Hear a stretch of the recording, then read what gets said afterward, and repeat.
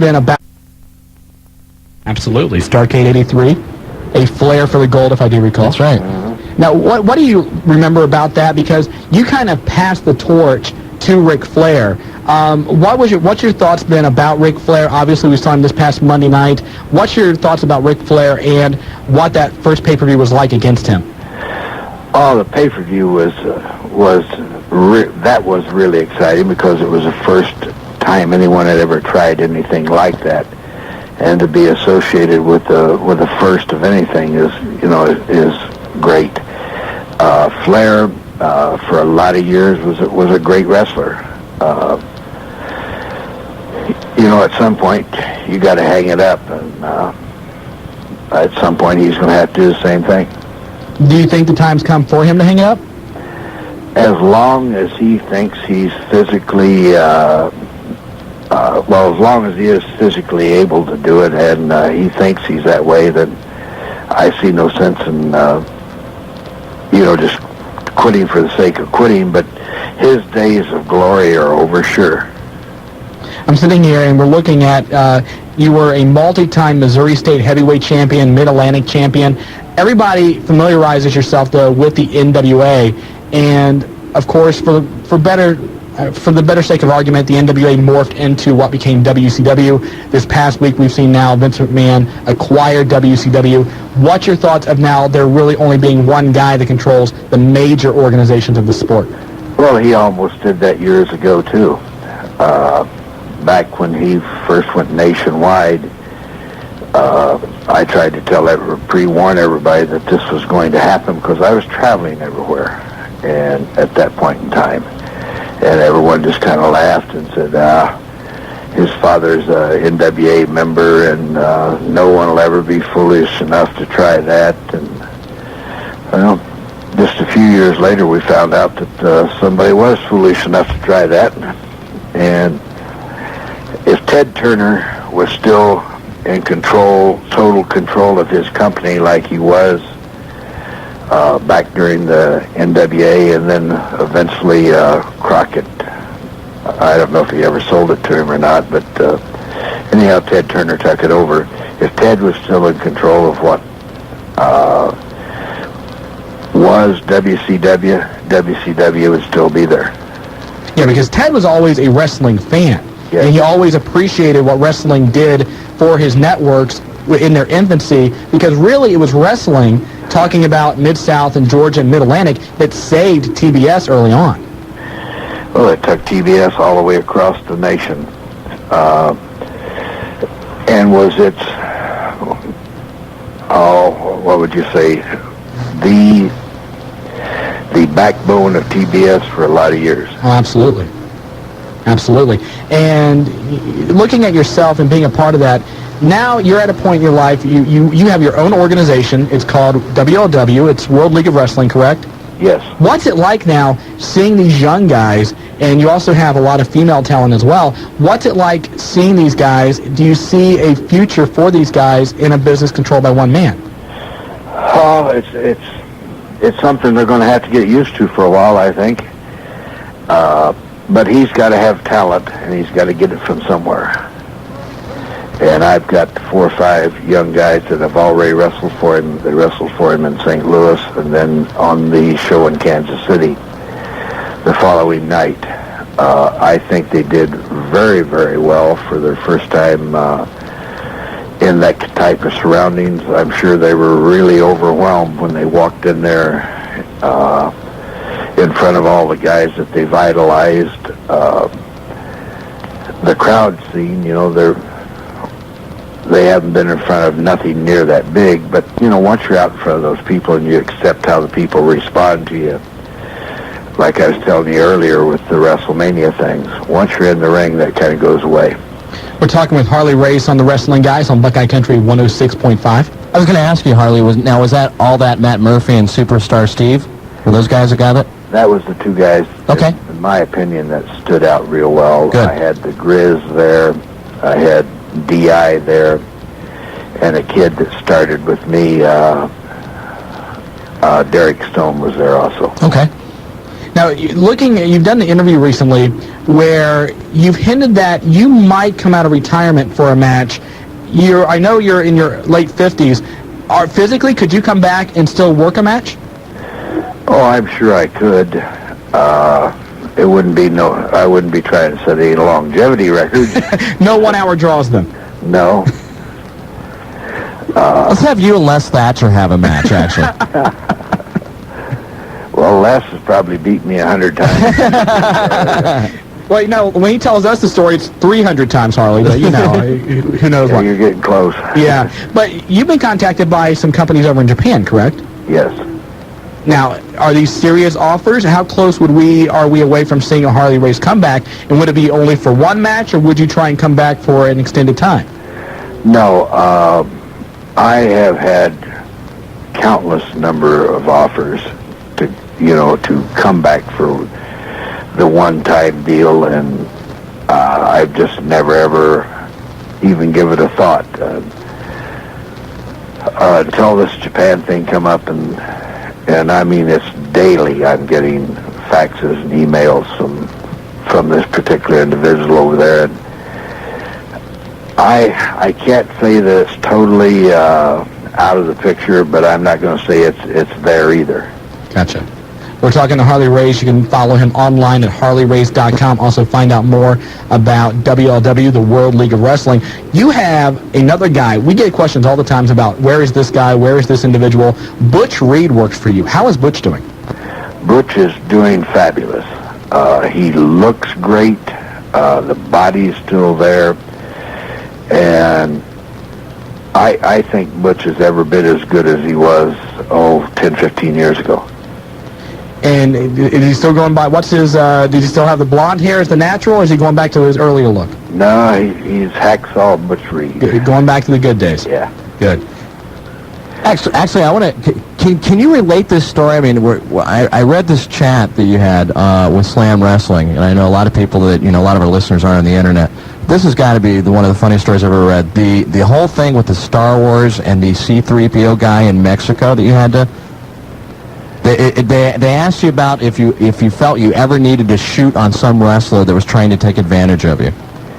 Well, he really and truly, for the kid's sake, he wasn't. I don't think he thought he could take advantage of me.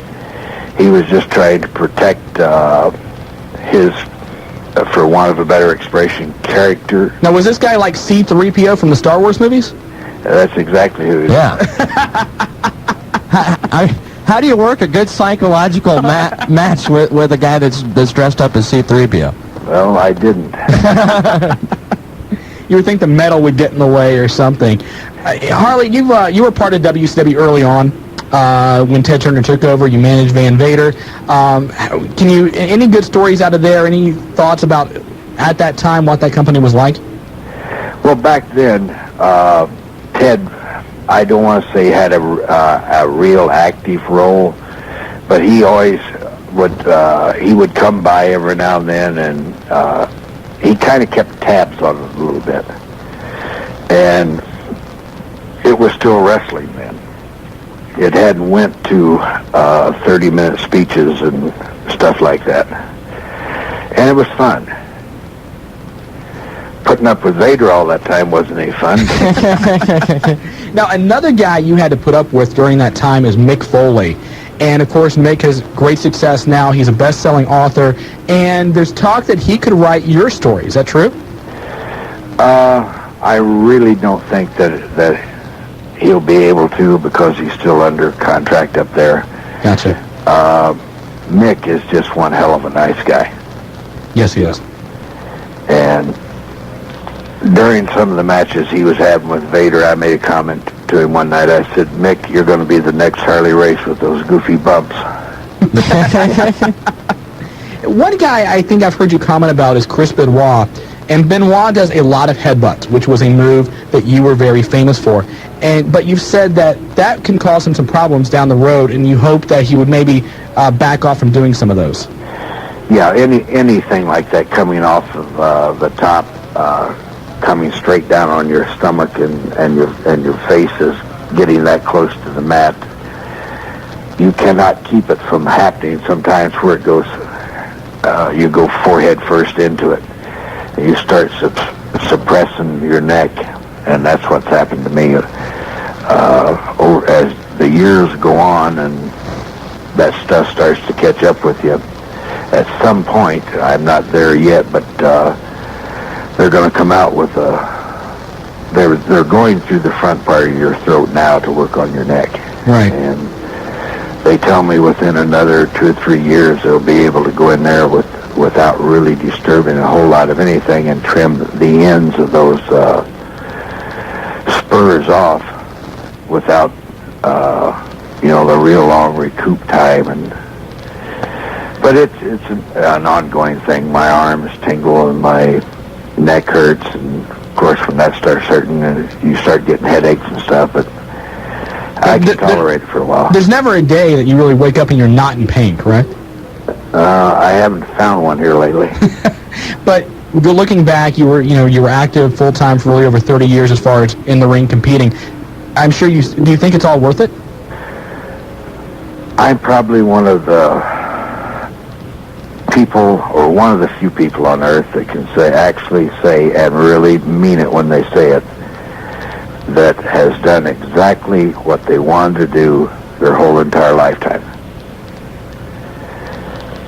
If I had it to do over, I would have waited until I was out of high school to do it. And I press that real hard on any kid that wants to come to my school or wants to get involved in wrestling.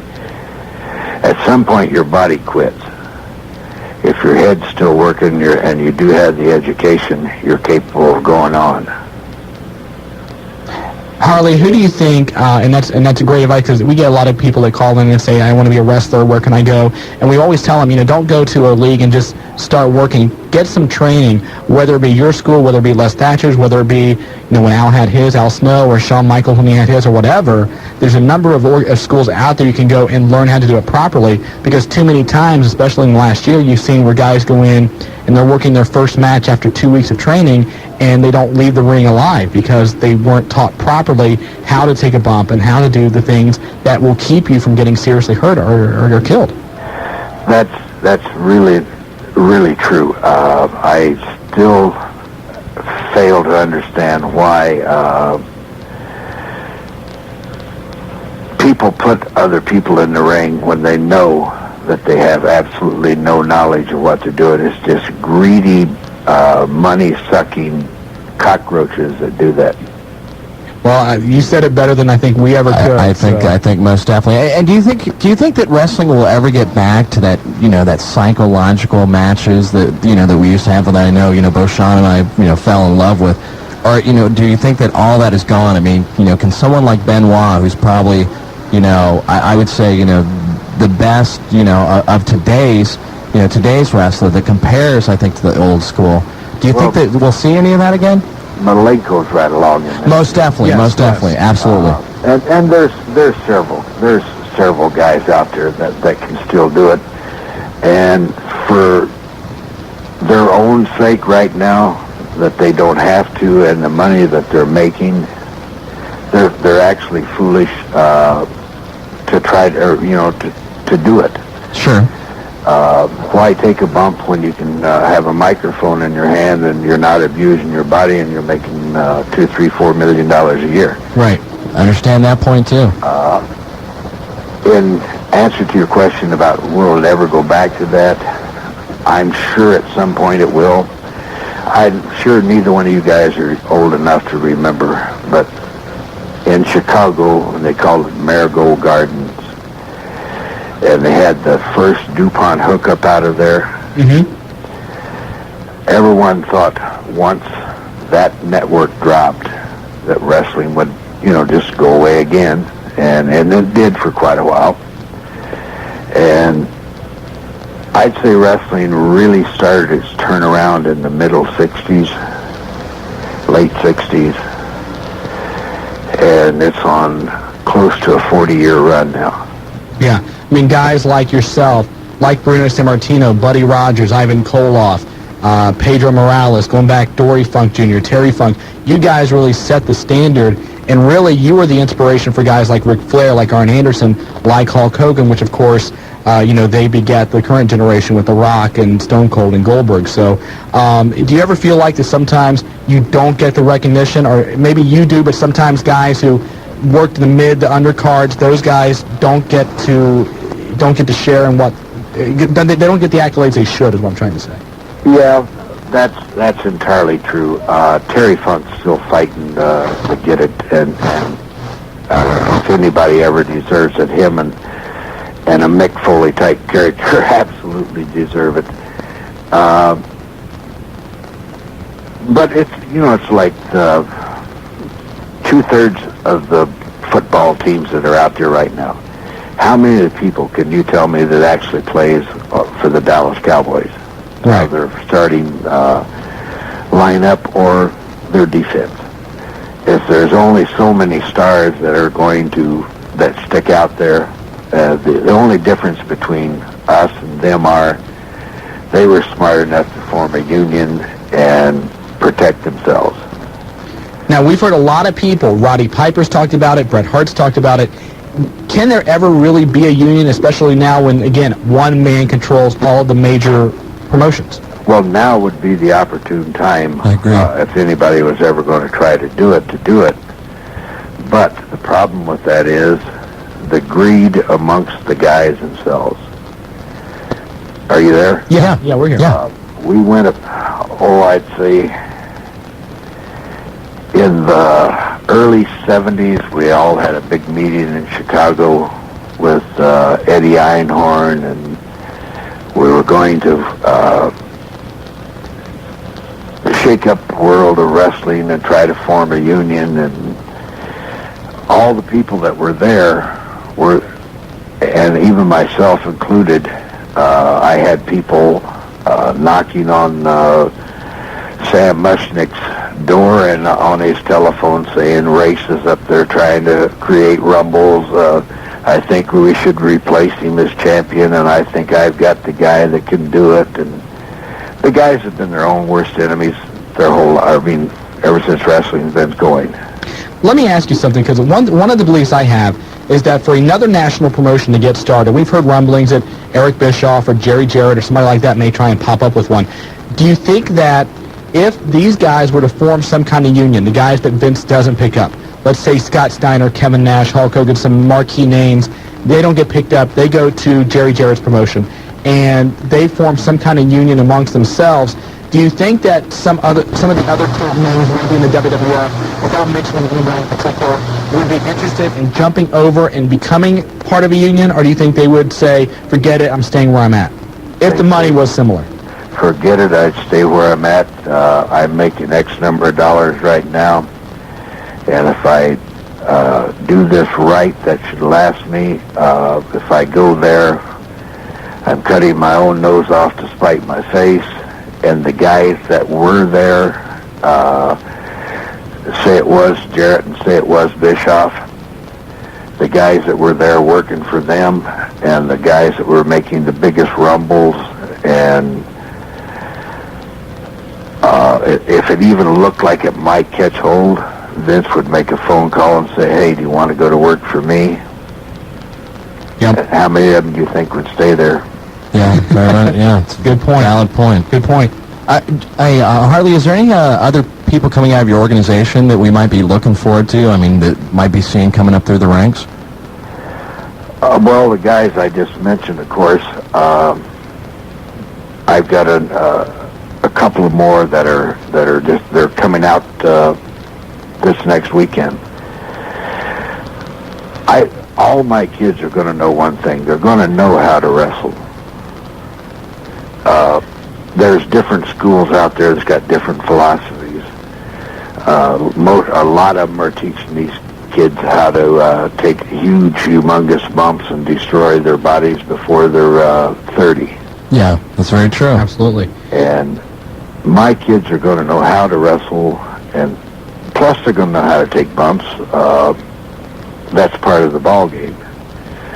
But from what you see now, it's all one big bump. Yeah. None of them are ever sold long enough for anyone to believe that any of them can or does hurt. Exactly. Harley, we're running out of time. I got to ask you about this. One thing, as much as a legend you may be in wrestling, another legendary thing is your barbecues that you have when the guys come to town. Now, how can we get invited to one of these? Because I hear it's absolutely outstanding. Well, the next one is going to be over Easter. And you guys, this is a big shindig. Huh? This is a big shindig for you guys. Yeah, we do it kind of right. Since my wife and I have moved down here to the lake, she's had about 6-8 family tragedies. We're trying to get away from the traditional stuff. So I'm going to have all my kids that are not going home to their family over Easter. I'm going to have a big, huge barbecue. I've got a humongous smoker, and I'll put about 15, 20 slabs of ribs on there. And it should taste pretty good. Yeah, I've heard rave reviews for it. So, Harley, thanks very much for the time. We appreciate it. Best of luck with your school. And again, HarleyRace.com is the website. You can catch up with the former 8-time NWA champion. Harley, a pleasure and honor. Thank you, sir. Thank you, guys. Thank you very much. Harley Race, and again, absolutely legendary guy, 8-time NWA champion, and you can't say it enough. Before Ric Flair, he was Ric Flair. Yeah, most definitely. And once again, I mean, as they've said before, as most of the guys who've come on the show said, if you're going to wrestle, go get trained. Julia, are we going to come back, or are we done? We come back? Okay, we'll come back. You're listening to The Wrestling Guys, Buckeye Country 106.5. Back here on The Wrestling Guys, Buckeye Country 106.5. Shawn Stidham, Willie F. Julia here. We only got a couple of minutes, but want to thank Rob Van Dam for joining us, also Harley Race, and now Ricky Simos owes us 2 interviews. That's right. Yeah, he does host 2 interviews. And they're like, he stepped out, and it was like, okay, Rick, that's fine. You skipped on us last week. All now I can say, you owe us 2. He's a very nice man. But, yes, I'm sure something just came up. We'll find out. But again, WrestleMania this Sunday. Don't forget about that. Willie F., you're going to charge for the hotline next few days. Thank you most very definitely. much. Not a problem. 285-0991. Next 4 days. Next 4 days. 4 days and away. tomorrow you got the Shawn Michaels story. You got WCW locking the door. So that's right. Bunch of stuff on the Wrestling Guys Should be a full-fledged hotline tomorrow. You get news to talk about. Oh, just a weekend. That's amazing. And, of course, WrestleMania. And people will be calling it. Yeah, the not-so-accurate predictions for WrestleMania. That's right, for WrestleMania. We'll keep doing those. I know that our friend, DJ, yep, as we'll call him, DJ Doyle. Yes, as I like. The Rocket. That's right. He's still compiling those, as far as I know. So yep. So thank you to do that, and we're going to wrap things up here. Julia, thank you very much. We have one more WrestleMania book to give away. Julia, what caller you want to take? Caller 10 is going to be off the air, 457-1065. You pick up the WrestleMania book from HarperCollins. That includes the 2-hour DVD, and you can get it in time for WrestleMania this Sunday. So before the big show, you put in the DVD. You can watch highlights from every WrestleMania past. Yeah, because they're not doing that little package like they did last year where they're reflecting upon all the old WrestleManias. So you can have it on your own. You guys, invite friends over. Get a DVD player. Trust me, go out and get a DVD player. And then, of course, watch, the highlights. It's nice 2 hours beforehand. Have yourself a little barbecue yourself. There you go. Real quick, I say Austin. You say for this weekend? I say Austin also. Say Austin, Julia?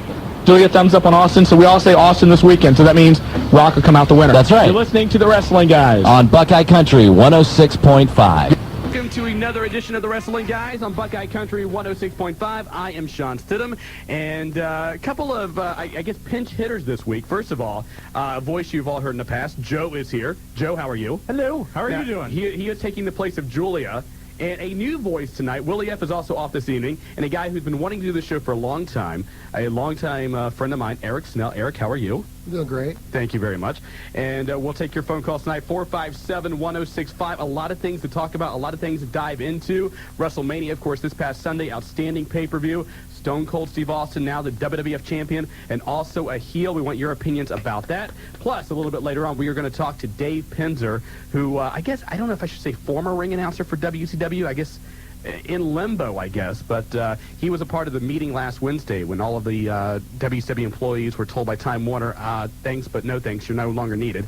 But he's going to give us a behind-the-scenes perspective of not only that meeting, but kind of what it was like the final days of WCW, and we'll talk to him a little bit later on. Also, there's a new book out called The Buzz on Pro Wrestling. The author is Scott Keith, and the book it's kind of like one of those, you ever seen, Computers for Dummies or something along those lines. It's kind of like that. It's a nice, if you... I guess more of a casual fan and you don't know a lot of things, this will get you up to speed. And even if you are more of a avid fan and everyday watcher of wrestling like most of us are, it's pretty nice to go back here and read some of the stories he's put together. We have some copies of that, and we'll talk to Scott Keith a little bit later on during the program about that book as well. You guys doing okay? We're doing good. Now, you know what was wrong. Now, if you called the Wrestling Guys hotline all this week, 285-0991, I have like a little bit of sinus problem. I'm a little nasally today. And I think Willie and Julia, either one of two things. Either Willie and Julia were scared to be here, afraid I was contagious for some reason.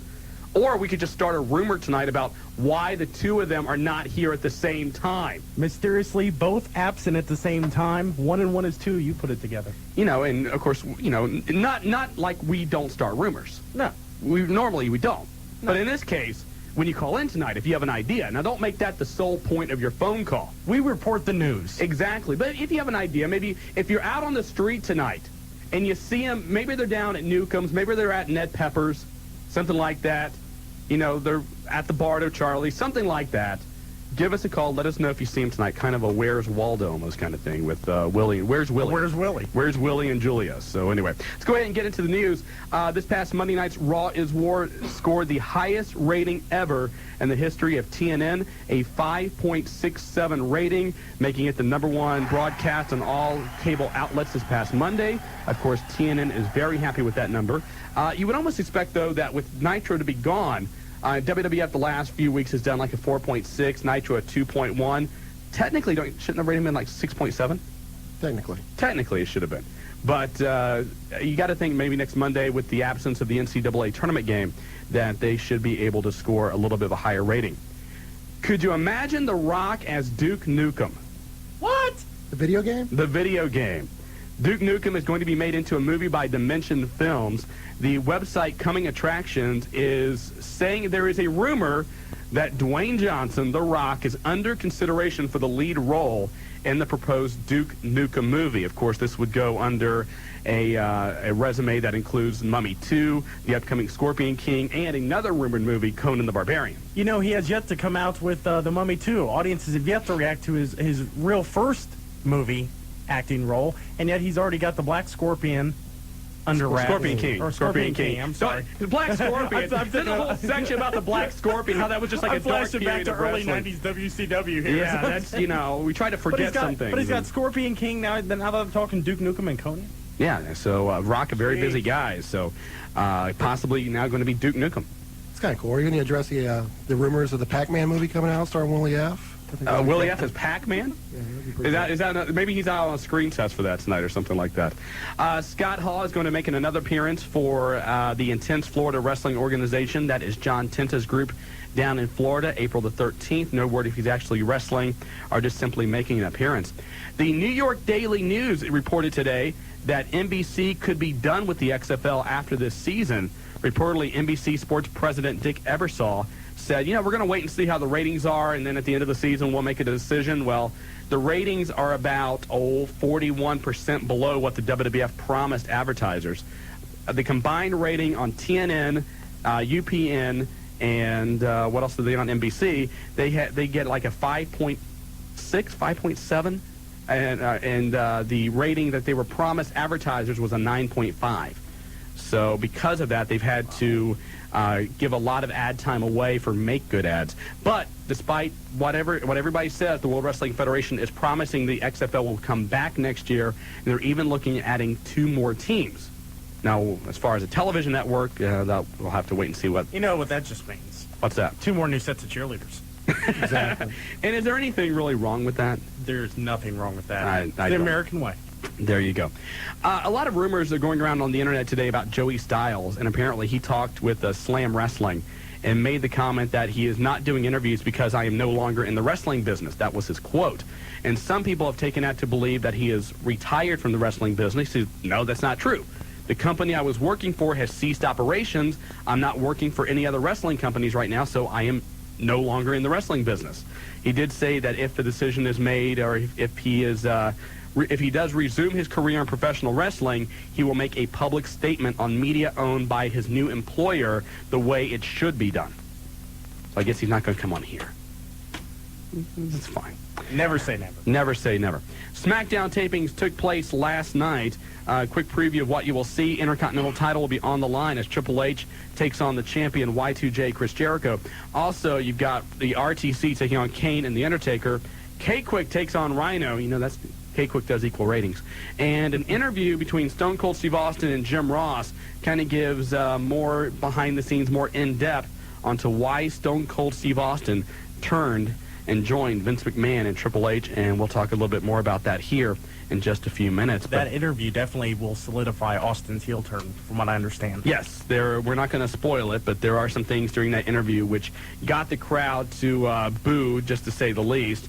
Let's say Jim Ross is the one conducting the interview. The interview is in Oklahoma, and so put two and two together about what would be the best way to get Austin over as a heel with Jim Ross in Oklahoma, and you can probably guess it. I spell stunner. Yeah, something along those lines.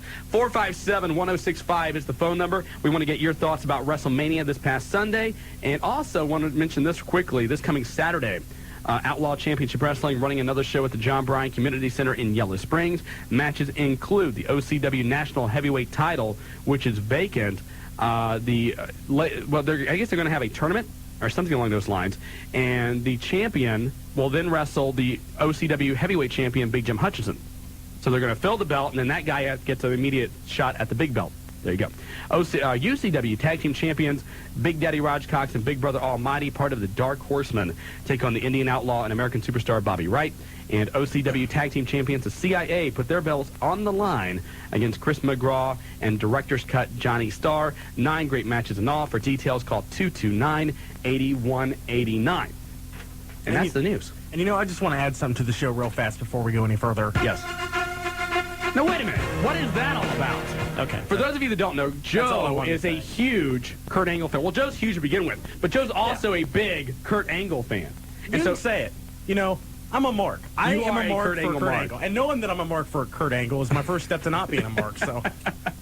Well, a couple other things I neglected in the news I should have mentioned. First of all, the Gimmick Battle Royal this past Sunday at WrestleMania.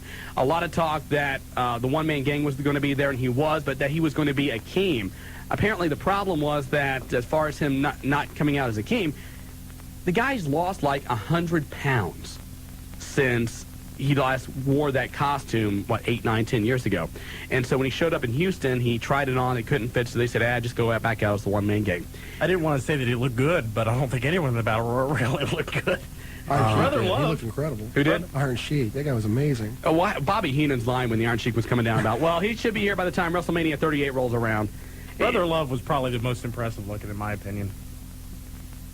I don't know he what was that the means, most in character. Well, you know, Jim Cornette was okay, but, you know, once you got the wrestlers, and I should say the wrestlers, but the managers in there, any semblance of it being serious at all was thrown out the window. And that was the whole concept of it. Right, and I know it was for comedy and laughs, but the one thing, I didn't mind your Doink the Clown and things like that, but when you had Michael Hayes and the Bushwhackers and things like that, I'm talking more about the Bushwhackers when they were the sheep herders. You know, those were guys who, you know, us growing up and watching it, they weren't really gimmicks. They were more serious. You know what I mean? Mm-hmm. And so to see them in that Gimmick Battle Royal was a little bit disappointing. But, you know, for what it was worth, it was, you know, a good laugh. It was nice to hear Bobby Heenan again behind the mic. Gene Okerlund did okay. I was actually making bets that the Gobbledygooker would have won, taking off the mask, and been Pete Rose. But, first time in 3 years, you know, Pete Rose was not at WrestleMania. 4 years, maybe. Yeah, well, the show went on. Yeah, the show went on. The one thing I was hoping would happen with that is, I think everybody kind of was thinking, okay, Pete Rose is going to be the Gobbledygooker, but maybe they would have brought out Dr. Isaac Yankem and to have the Gobbledygooker go after Dr. Isaac Yankem, which, for those of you who don't know, was Kane's former gimmick. I thought that would have been a very, very cool twist onto that, too.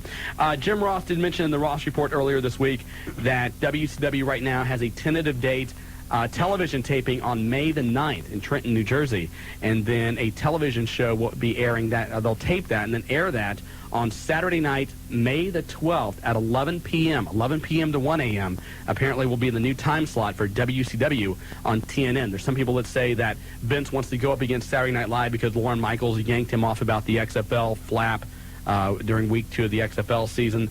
But Jim Ross said that's very tentative. But later on, maybe even this week, we will have an announcement made about who the talent will be in WCW: wrestlers, road agents, announcers. It's expected that you're going to have Johnny Ace retain his position behind the scenes. Also, probably Arn Anderson, Jimmy Hart, Terry Taylor. Those guys should be kept on in some capacity. Be interesting to see if Ed Ferrara is kept on, because that's a guy who, of course, left with Vince Russo. There was a huge flap over that. Ferrara, for the most part, did his job, did what he was told, and really, after a rough start, was pretty much welcomed by the guys behind the scenes in WCW. He had a lot of good input, but it will be interesting to see if he is forgiven by Vince McMahon. My guess is he won't be. You never know. In such a marketplace nowadays where you're supply and demand, where you have so many wrestlers and so many people wanting to come into the business, and the oversaturation of talent, almost, with the one company now, you're almost looking at like, well, either you're in or you're out. Right, exactly. 457-1065. We are going to go ahead and take a break. When we come back, your thoughts about WrestleMania, Stone Cold Steve Austin, and a whole lot more. You're listening to The Wrestling Guys on Buckeye Country 106.5.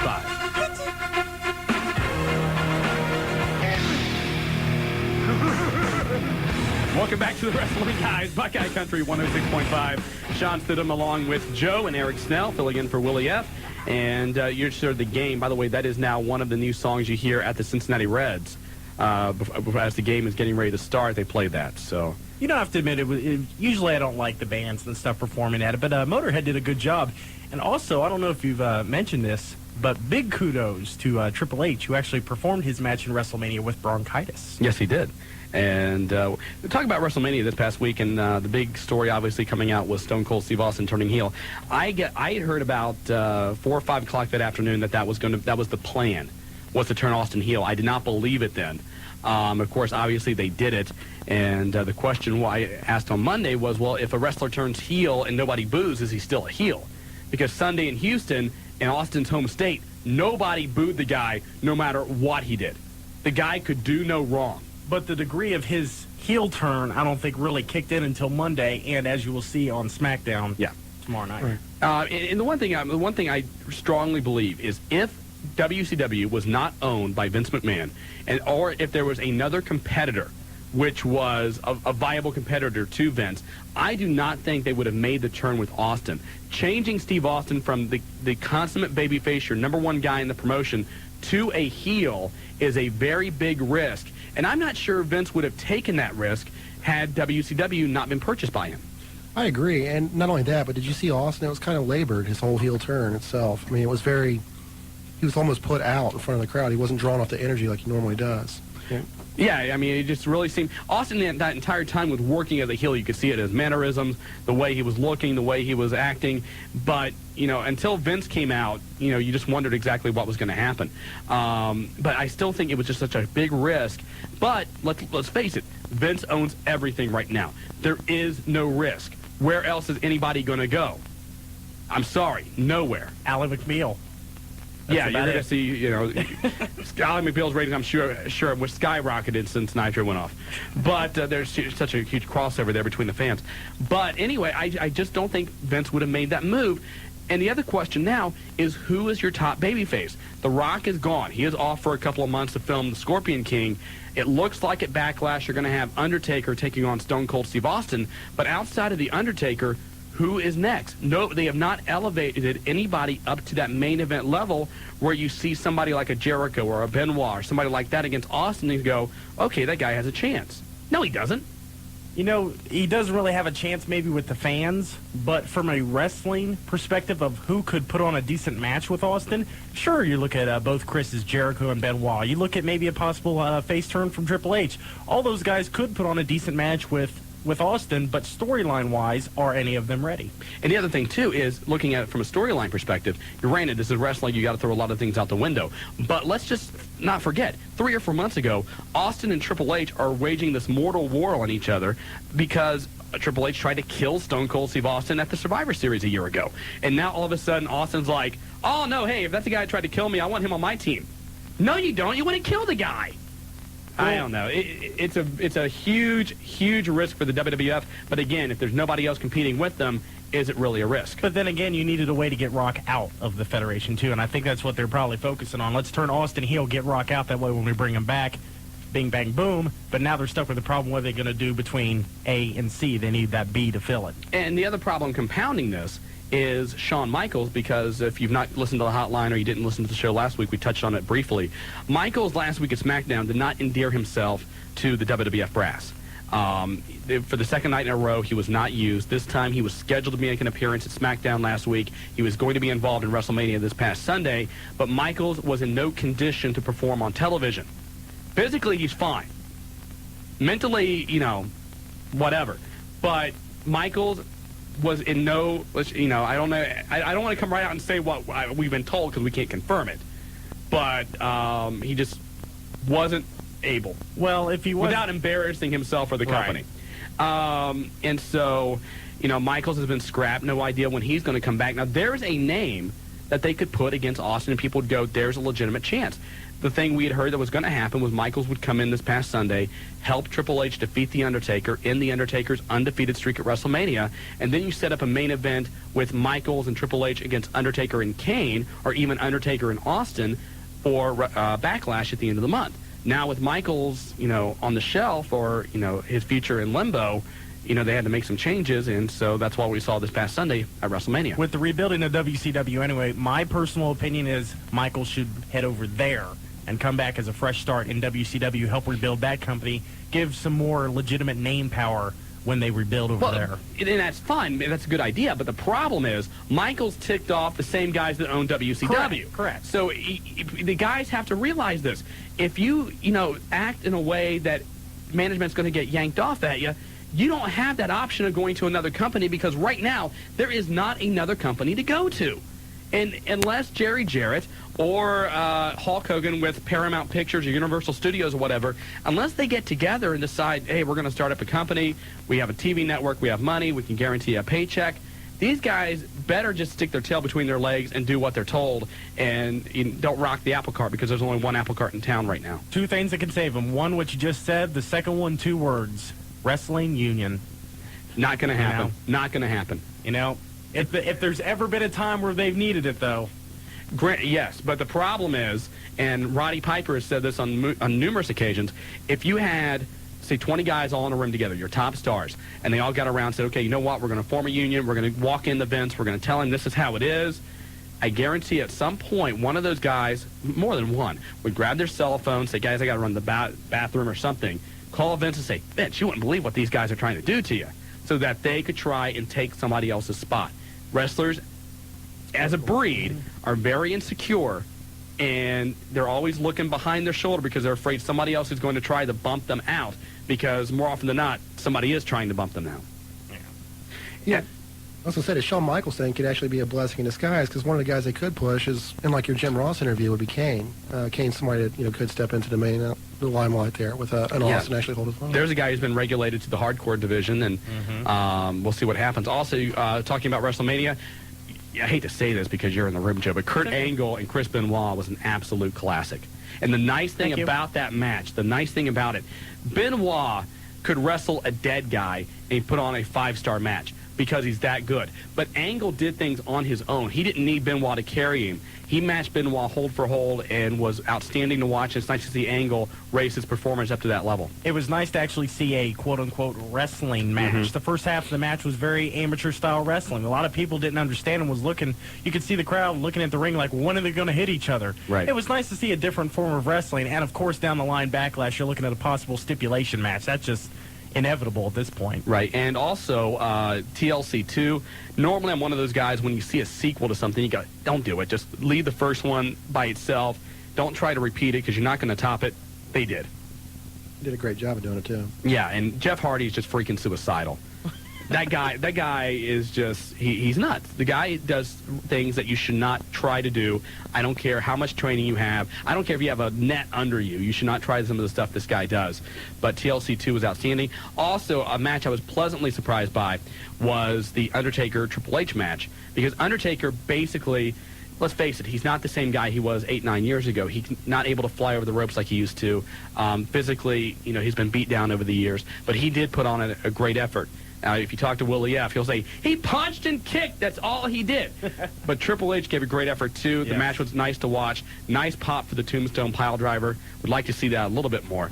But I thought Undertaker did a nice job. And, of course, the move of the night, Shane McMahon with his version of the Van Terminator. The Van Shane-inator. The Shane-inator?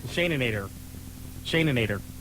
The Van Shane-inator. You better watch this because, you're going to lose your FCC license real quick if you keep trying to do that. But Shane McMahon did a great job, always does normally when he gets into the ring. And one thing you got to keep in mind, when he pulled off that move, everybody, of course, associates it with Rob Van Dam. That's the first guy we've seen here in the States that does it. The WWF ring is bigger than the ECW ring. So Shane McMahon flew farther than Rob Van Dam did. I'm not saying Van Dam couldn't do it. I'm not taking anything away from Rob Van Dam. But you got to give credit to Shane McMahon for pulling off that move as well as he did. I do got to mention one match before we get to our phone calls. And one match that, it wasn't necessarily a match of the night, but it showed great potential on two participants' parts, and that is Eddie Guerrero and Test. Mm-hmm. That was Test getting, in my opinion, the push that he well deserves. Well, Test could be one of those guys. It could be on his way to WCW. There's some people in the WWF right now I think need a change of scenery, need to try to get a fresh start somewhere. We've heard Test, we've heard D'Lo Brown, Steve Blackman's another possibility of guys that not really sent down to WCW, but sent over to WCW because, number one, they have some name recognition that maybe people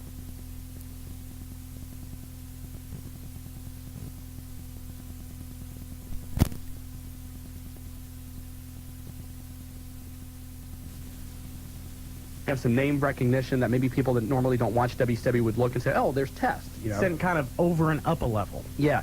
According to Jim Ross, the only guy you're going to see crossover between WCW and the WWF, at least for the time being, is Shane McMahon. He will continue to have a role on both programs, but as far as any kind of cross pay-per-view, WWF versus WCW, you're not going to see that probably at least for a year, because they want to build WCW back up and try and get them in a level comparable to the WWF. Smart move. Yeah, it absolutely is, but that's going to take some time. 457-1065 is the phone number. Let's go to line 2 and talk to the Undertaker guy. You're on Buckeye Country 106.5. How are you? It's true. It's true. Now, Undertaker guy is another one of those big Kurt Angle fans. And having Joe here in the studio and Undertaker guy together, it's like a Kurt Angle love fest. Eric, I'm thinking we need to leave the room and let these two guys be alone. Yes, Undertaker. Yeah, don't you think we should have a Kurt Angle day? I think so. I think it should be every Wednesday at 9 o'clock. I mean, the man is God. Hallelujah. Now, wait, Don't they have that same day down at Kings Island when they all wear red? Yeah, I think it's something like that, yeah. But, no, wait a minute. If Undertaker, you name yourself the Undertaker guy, and you think Kurt Angle's God, why don't you rename yourself the Angle guy? Well, I always have been an Undertaker fan, but Kurt Angle is the future. Let's face it, not the Brock, not the rest of these jokers, these has-beens. Angle is the future, but the Undertaker, was the original. We sit here and we praise Kurt Angle and we rib Kurt Angle. We do back and forth, but you got to give credit to the guy. In his first year in the business, and granted, you're only as good as pushed as much as you're pushed, but the guy was pushed very quickly and could handle it. Oh yeah, I know. That's what amazed me about the man is a natural. People should wipe his feet when he walks around. I'm sure you would. I mean, it's a privilege to have Joe on there, not that Willie F eating the buffets that does. I don't think Willie F goes to Duff's, but, yeah. So, there is a choice of food at the buffets, because Willie does visit. I hear it like so Charlie's a lot. I mean, I've heard that, too, yeah. And I think Austin Hill turn was great. You enjoyed it? Yeah, because I don't think, Hill turns, they turn Hill when the popularity's going down, it seems that way. Well, keep one thing in mind. One criticism of the WWF over the last year or two is that the storylines are stale. They need something fresh. And let's face it, this is about as radical a change as you can make. It's a very fresh step for the WWF. Let's just see if the fans are still interested. 457-1065 is the phone number. We are going to take a break. When we come back, we are going to talk to Dave Pinzer I guess I can still say of WCW. Who knows yet? But you're listening to the Wrestling Guys on Buckeye Country 106.5. Welcome back to the Wrestling Guys, Buckeye Country 106.5. I am Shawn Stidham. Eric Snell filling in for Willie F. Joe behind the board for Julia. Everybody doing okay now, I guess? Got the first half hour under our belt. You're okay. It's been a while since you've been in here, Joe. So, yeah, just kind of getting reacquainted with everything. Shaking the rust off a little bit. Yeah. All right. Want to welcome our special guest at this time. You saw him every Monday and Wednesday night for God knows how many years. I'm sure he likes that kind of intro. Announcing the Superstars of World Championship Wrestling. His name is Dave Pinzer. Dave, welcome to the Wrestling Guys. How are you? Great. Now, you are in Florida on vacation. Did you forget what the definition of vacation? It's been a while. Yeah, pretty much. I'm sitting here on the balcony of the 10th floor looking at the Atlantic Ocean. And, yeah, it's been a while. Needless to say, probably a better view than anything we have here in Dayton, Ohio, right? I've been to Dayton. It's a good town. And there's many stories about you in Dayton, Ohio, too, but we won't bring those up here. No. We'll save those for another time. Another time. Yes. Now, Dave, how long were you with World Championship Wrestling? I was with WCW for 11 years. And week in and week out, you were the announcer for Nitro, for Thunder, for basically everything, the house shows. Now, can you give us an idea of what that meeting was like last Wednesday? Obviously, you guys had an idea that going into it, you probably were going to be let go. Give us a little, kind of give us the fly-on-the-wall perspective of that meeting. Well, you know, coming out of the Nitro, which, and by the way, I just want to mention for 11 years, I wasn't the ring announcer for 11 years. I was ring announcer for about 7 years. And just a little trivia question. I did the very first Nitro. I did the very last Nitro, at least until they start up again. And I never missed one in between. I don't know if there's anybody else who could say that. You're like the Cal Ripken of announcers. I was at every Nitro from the first to the last. And it was an honor, actually, to be there at the last one. And the first one. You really saw it from a different perspective because Nitro starting out, I mean, there was a lot of questions, you know, can this really compete against the WWF on Monday night, something that they've been on for years? And then you see the rise of WCW where you guys are absolutely dominating the ratings, dominating everything, and then, of course, you know, the subsequent decline.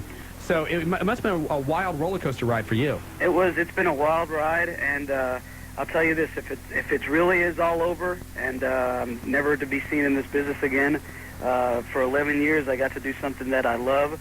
I got to travel the world and get paid for it, and I got to get to know some of the greatest people and the greatest wrestlers of all time. So hopefully it's not the end of the story, but if it is, I have no regrets. And it was definitely a roller coaster ride. We were there the first night in the Mall of the Americas, and we had no idea what to expect. And like a year later, we're in the every building that we played, basically 18,000 people, 21,000 people. It was an unbelievable ride. You know, that brings up a good point. You said you really don't know what to expect when you were at the first Nitro show, kind of a feeling of the unknown. What's this show going to do? How was it different between the first show and the last show? What was the feeling in the locker room, kind of a we're going into the unknown feeling? Was there much of a difference between the first and the last? I think you could break that down into different categories. I think for the wrestlers, for many of the wrestlers, for everybody, the first show was definitely, you know, this is our chance. This is the chance that we've waited for. You know, let's put our best foot forward and really try to get this place going, because there have been a lot of false starts with WCW over the years, and it looked like this was our chance to compete. And if not compete, you know, back then we were just hoping just to be able to, you know, improve. But the last one was bittersweet in a lot of ways. I think for the wrestlers, especially the ones who had been leaked on the internet that, you know, they were going to be picked up. I think it wasn't as you know, it was exciting for them. I think that, you know, they had a chance to go on and continue with WCW. For the guys who you know, whose future is uncertain, I think it was bittersweet for them. I think for the production crew and all the people that you know, spent, you know, week after week setting the sets up and producing the shows and all that, it wasn't what the first one was. For the talent, I think you know, every show is exciting, and you know, it was pretty much the same going in the first one and out the last one. But for the production people and the crew and all that, I think it was a feeling of this is the end for a lot of us, and, you know, we've put a lot into this, so It was, like I said, it was bittersweet. But I do want to say that Shane McMahon and Bruce Pritchard and Jerry Briscoe came in and they made what was an emotional time. They've made us feel real comfortable. And I have nothing but great things to say about them. It could have been, an uncomfortable situation, and it ended up being as comfortable as I've ever been going out in front of a crowd, knowing, exactly what they wanted me to do and that, they were behind us. So that felt good. We're talking to Dave Penzer of WCW on the Wrestling Guys, Buckeye Country 106.5. Dave, obviously that last Nitro was emotional. How emotional was the meeting last Wednesday at the power plant when Time Warner basically came in and said, you guys are no longer with us? Well, when they told us about the meeting, we really didn't know what was going on. But, after what had happened on Monday and with Shane being there and all that, I think we knew basically what was going to happen. I think we didn't know exactly how, if the WWF were going to pick up certain contracts or if they were just going to terminate everything and let us start from scratch. They actually did a nice thing, and you could say what you want about the people from Time Warner. The lady who was in charge of the meeting is a lady by the name of Loretta Walker, who I have nothing but nice things to say about her. She was put in a very hard position. There's a lot of people that work real hard in the dark for a long time, not knowing, what was happening. Then with the sale of the Fusant being announced, a little bit exciting, and then all the stories you heard about that the deal was going to go through, wasn't going to go through, and then everything that happened towards the end. She was put in an awkward position because she had no control over that. She's from Human Resources, and her job is basically to, make sure that everything, all the paperwork is done, and to follow internal procedure. And I think pretty much everybody knew what was going to do, and they gave everybody a fresh start. Everybody pretty much got a severance package and was able to, after 9 weeks, I guess, they're able to apply back at Turner. Some of the production people and, like the announcers are able to do whatever they want. We filled out a form if we wanted to, inquire about future employment with the new WCW owners, World Wrestling Federation Entertainment. So it was sad. Don't get me wrong. We were all in there, and some people that I don't get to see on a regular basis, but and she just made a speech. She introduced somebody from the WWF who talked about opportunities there and what we would have to do if we were interested. And we just kind of broke up into groups according to our departments, and had to go turn off our computers and give them back our cell phones and clean out our desks and sign a piece of paper, and it was sad. I'm not going to lie to you. I worked hard for 11 years, and it was the end of an era, but hopefully it's not the end of WCW. Dave, I'm not going to ask you to name any names. I'm not going to put you on the spot, but there was some talk, and I know security was tight around there over the last few weeks. You had to be checked coming in and out. There was some talk some guys went to the mailroom and mailed themselves out some of their office supplies. Now, without naming names, can you verify that? No, I don't know of anything like that. I mean, I asked for some pictures to be mailed to me, and they were nice enough to mail some photos just so I'd have publicity photos just so I'd have something to save them with. But that was only because I wasn't in the office. I was in New Orleans doing the cable convention, which was interesting of itself.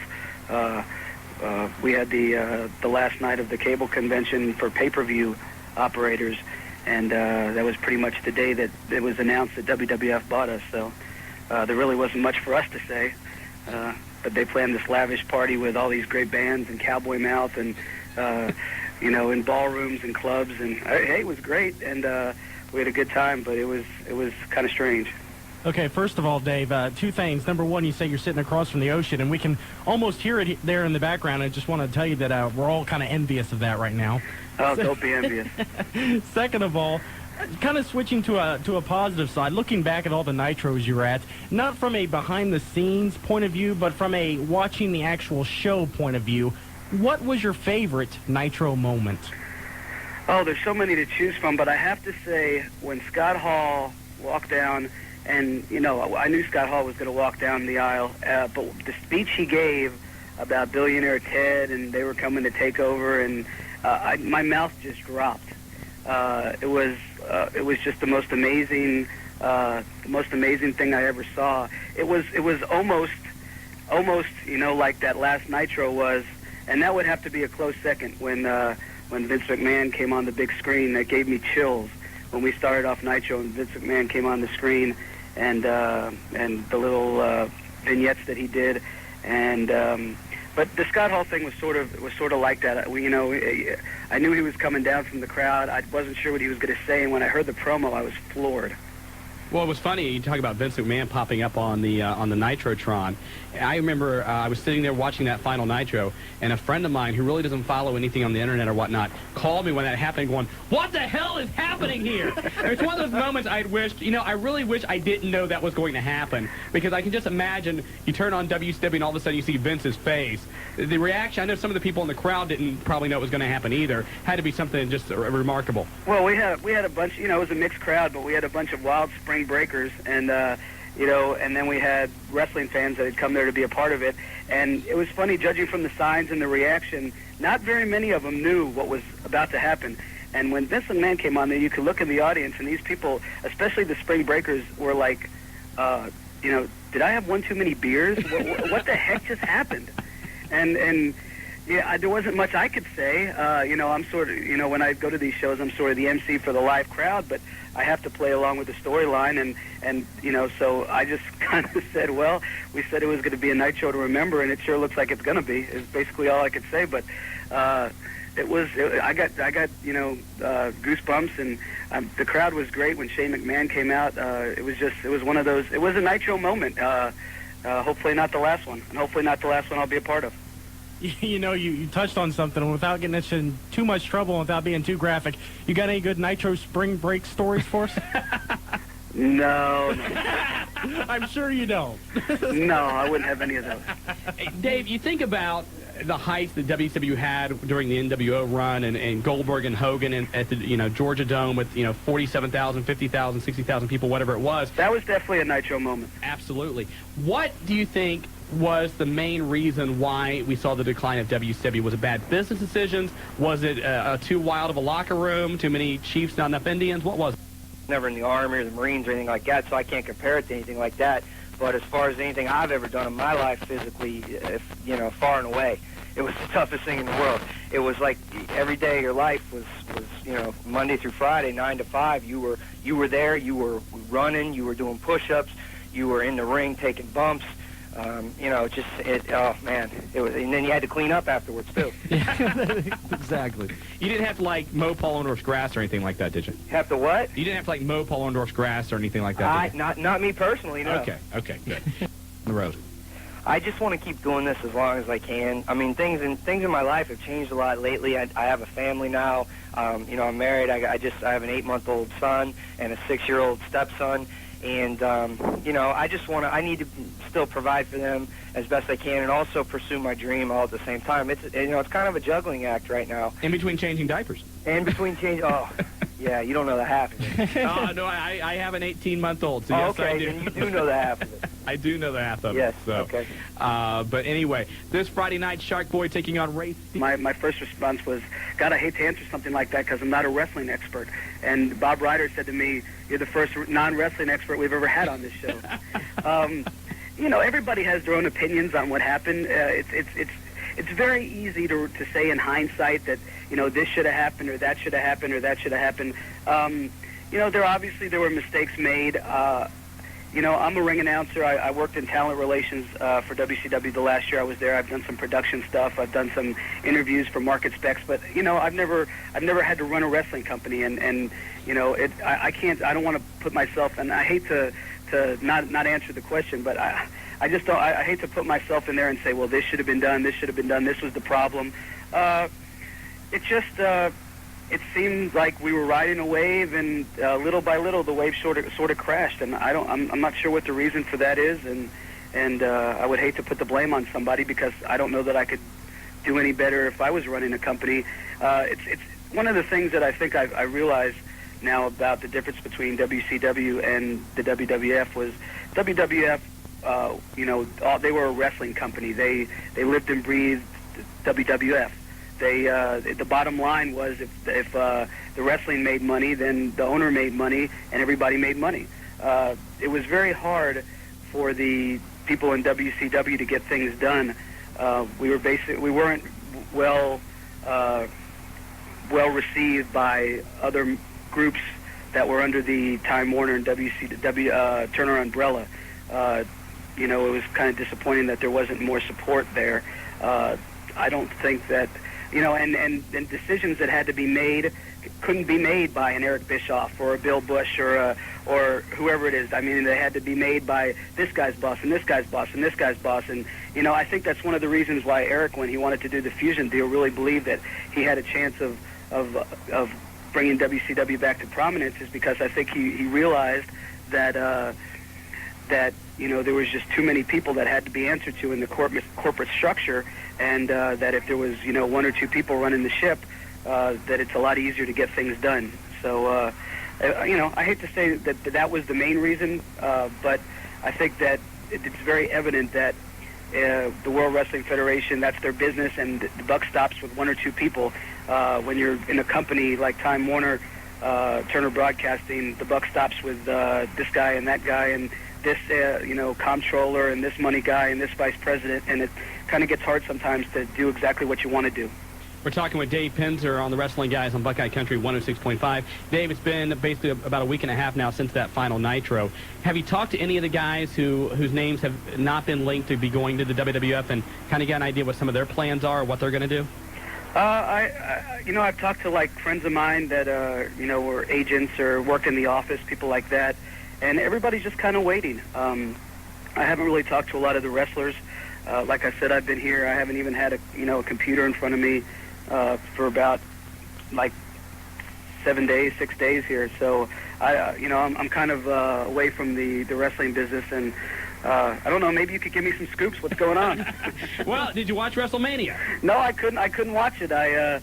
We have cable here, but we didn't have a box, and I called around the sports bars. I figured the sports bars would have it, and nobody was showing it. I guess they're cracking down on that. Well, he's in for a surprise here, then, isn't he? Well, Austin's a heel now. Yeah, I saw Raw. Okay, you saw Raw. So what do you think of Raw this past Monday, finally being able to sit down and maybe watch it more as a fan than, as the competition? It's actually the first time I've been able to watch it in a while, because working with the talent relations and assisting in the creative team, like I've been doing for the last year or so. Really, when we got back on Tuesday, we do our show on Monday. We got back Tuesday. I'd be in the office till about 8, and I'd have to wake up the next morning and go in the office, and then sometimes Thursday as well. So I really haven't gotten a chance to watch even replays of Raw. And it's just the one thing that was really amazing is if when somebody's, first of all, the crowd is incredible, and when somebody is talking about, say, The Rock, you see a sign, finally The Rock has come back to Fort Worth, Texas, and, it's very well put together. I thought the swerve at the end was great with Triple H, and I was, if I didn't know better, I would have thought that Goldberg would have been running out for the save. Dave, you did apply for a job with the WWF. Any idea of when you will find out whether you get it, whether you not, when some kind of announcement will be made about who the WWF will bring into the new WCW? No, I really don't know. And basically, I sent him a resume, and I didn't really. I see it as applying for WCW.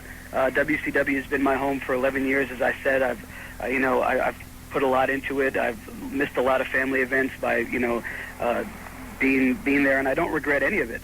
It's been a great 11 years, especially the last 6 or 7. But my goal is to be a part of the new WCW, and I wouldn't have cared if Fusion owned it or USA or who it was. The fact that WWF owns it, I think I don't really have an opinion on that. I was very impressed by the people that I met, by their graciousness, by their professionalism, and of course, as you see every Monday and Thursday, they do a great job getting people over, getting storylines over, production-wise. So I'm just hoping for the best, and I hope that I'll be a part of that. And if not, I got some other things in the works. Something we can't get into now, right? No, and I just want to say before the Wade Kellers of the world start start speculating that have $80 million and a contract with USA to run a new wrestling company or something. I do have a backup plan if things don't work out with WCW, and it's nothing earth-shattering that's going to change the face of professional wrestling, but it's something that I think something that I put a lot of thought into, and I think could be a concept that could be beneficial for promoters and for wrestlers, and that's sort of my backup plan. But and you'll make the announcement here if that happens, right? Yes, I promised you guys that I would make that. We want the exclusive on that. I promised you I'd give you the exclusive, but I didn't want to like turn on the torch tomorrow because I'm going to my parents' house, so I will have access to a computer and say, Penzer and Jerry Jarrett are running a wrestling company, and sources say, you heard it here numerous first. sources say. Yeah, I mean, it's amazing how those rumors get started. It's funny, because I didn't have that much to read. I was laying on the beach, so my wife got me the National Enquirer and the Star, and it says various sources say that Julia Roberts this, and I felt like I was reading the Torch online. Nothing against them, but they have more sources than anybody than Deep Throat. Dave, I got to ask you, Shawn here's always ribbing me because I'm a huge Kurt Angle fan. From a fan's perspective, you said you got to kind of sit back and watch Raw as a fan, as an uninformed fan. Sitting back and watching it, who are some of the wrestlers, who are some of the names that you look at and are some of your personal favorites? Oh, you got to love The Rock. You got to, every time he is behind a microphone, it just has the potential to be incredible. Steve Austin, who was a friend of mine when he was in WCW and made a couple road trips with him, who's a great guy, and he's earned everything that he has and deserves everything he has. He's really a good guy. It was interesting to see him as a heel because he's been such a strong babyface over the last 3 or 4 years. But Kurt Angle, from the amount of time he's been in the business, to me just seems real polished. It's fun to watch Chris Benoit and Steve Regal and guys that not only are friends of mine from WCW days, but also that I happen to live in the same kind of vicinity as them. Although we don't see each other near as much as I'd like. I don't know about them. But it's great to watch them, and it was funny to see Rhino on there. I didn't really realize that he was on there. But when I first started in WCW, I used to bring enhancement talent to it was back in the days at Center Stage where they would have mostly one-sided matches. Right. And we'd bring enhancements. So that one of my jobs was to find enhancement guys, and brought a guy named Terry Richards down a bunch of times with Scott D'Amore, who you may or may not have heard of. Yes. From Canada, and a couple other guys. And it's funny because I saw a couple ECW shows, and I saw a close-up of Rhino on one of the ECW shows, and I remembered that he wrestled as Rhino Richards. I said, "Holy crap!" I said, "That's Terry Richards. That's the guy I used to bring." I didn't even know. And so I'm glad for him, and I'm sure he's thrilled to death that I told that story. A little bit of a small world, isn't it? Yeah, and as a matter of fact, Rip Rogers used to also bring some guys with him to the WCW tapings, and he brought a guy one time that he called him Bruiser Mastino, as sort of a rib of one of the guys that he worked with in Germany, and he wrestled Sting in Dothan, Alabama in an enhancement match, and that gentleman right now goes under the name of Kane. Wow. What was the name? Bruno Maestro? They called him Bruiser Mastino. Bruiser Mastino. It's a guy who wrestles in Germany. Actually, it's the guy who used to be Mantar. Okay, yes. Wrestles in Germany and overseas as Bruiser Mastino. So it's sort of a rib on Kane. His real name escapes me right now, but Glenn Jacobs. Glenn Jacobs. It's kind of a rib on Glenn. They needed to come up with a name. So that was a better name than Dr. Isaac Yankem, though. You got to give him that. Dave, best of luck to you. I know that next couple of weeks are going to be probably a little bit nerve-wracking, but on the beach in Florida, hopefully you'll be able to find some ways to relax. Actually, I'm doing some independent shows this weekend. Oh well, congratulations. Well, Dave, again, thank you for the time. But wait, before you hang up, I need to plug something, though. Oh, go ahead, absolutely. If anybody's, like I said, I'm doing some independent shows this weekend, and if anybody wants David Penzer, former ring announcer from Nitro, to ring announce their independent shows or anything like that, I do have a email address they could reach me at. Cheap plug. Go ahead. Are cheap plugs allowed? Absolutely. Okay. We do a lot of things cheap on this show, so go right ahead. Cool. Cheap. Especially calling collect. It's ring announce, one word, ring announce, all small letters, at msn.com. Ring announce at msn.com. If anybody's interested in, even just saying hello, any fans out there or any promoters out there, they're more than welcome to buzz me, and I'll try to write. Hopefully, I'll get a good response and try to stay in contact. Love the business and hope to be working again in WCW or somewhere else. And if I do have to make that announcement, I will. I promise I will actually call you. All right, sounds You guys good. don't have to call me this time. And you'll dial down the middle, right? Yeah. You get that from Oh, David is Arquette. that's the David Arquette deal? Yeah. And again, the email address is ringannounce@msn.com. And I know there's a number of different promoters and whatnot in the area that listen to the show. If you want to give me a call, you got my personal number. Give me a call, and I'll get in touch with Dave for you. I'm just trying to stay as close to the business as I can until I find out what lies in my future, and love to come out and be a part of any show. And Dave, if any of the local guys bring you in, I get a 10% cut, okay? Cool. All right. I like that deal. You pick me up in a limo, and I'll give you 15. We'll do that. Dave Pinzer, best of luck to you. Don't say formally of WCW because we don't know yet, but whatever happens down the road, best of luck to you, and make sure you come back on the show again soon. Thank you guys for having me. Hey, my pleasure, Dave. Thank you very much. Take Dave care. Pinzer of World Championship Wrestling. Again, if you want to get in touch with him, all small letters, ring announce at msn.com. We are late for a break. When we come back, 457-1065 is the phone number. Call in. Let's get your opinion. And whatever else. Don't cut my mic yet, Joe. Jeez. It's premature, Michael J. Mike what? Something like You're that. going to lose your FCC license. Yeah. Remember that. You're listening to The Wrestling Guys on Buckeye Country 106.5. There are a lot of careers that ask for a commitment from. Welcome back to The Wrestling Guys at Buckeye Country 106.5. I'm Shawn Stidham. Joe's across the board. Eric's now filling in for Willie F. He's playing the angle of quiet man on the radio. I'm trying to... That gimmick doesn't work on the radio, Eric. You got to talk. He's nodding. There you go. Very nice. And I want to thank Dave Pinzer for joining us. If you want to get in contact with Dave, it is ring announce, all small letters, at msn.com. And again, if you want to contact me via the hotline or whatever else, I'll set you up with Dave Pinzer on that. This weekend, I mentioned it earlier, Outlaw Championship Wrestling running a show at the John Bryan Community Center. On that show, in the ring, making sure that everything that is supposed to take place happens, and anything illegal, he gets them out of the ring. He makes the 5 count, the 10 count. He disqualifies them. He doesn't take any crap from anybody. His name is the Nightmare, Randy Kirby. Randall, how are you? Pretty good, and we know what a load of crap that is, Shawn. I take everything. You are the human Spanish announcing table of OCW. Outlaw Championship Wrestling. Definitely. That's not a bad title. Not really bad, but it gets kind of hectic in there sometimes. We got a new gimmick. Yeah, there you go. Hey, you're in the ring this Saturday refereeing the big show. Talk about it.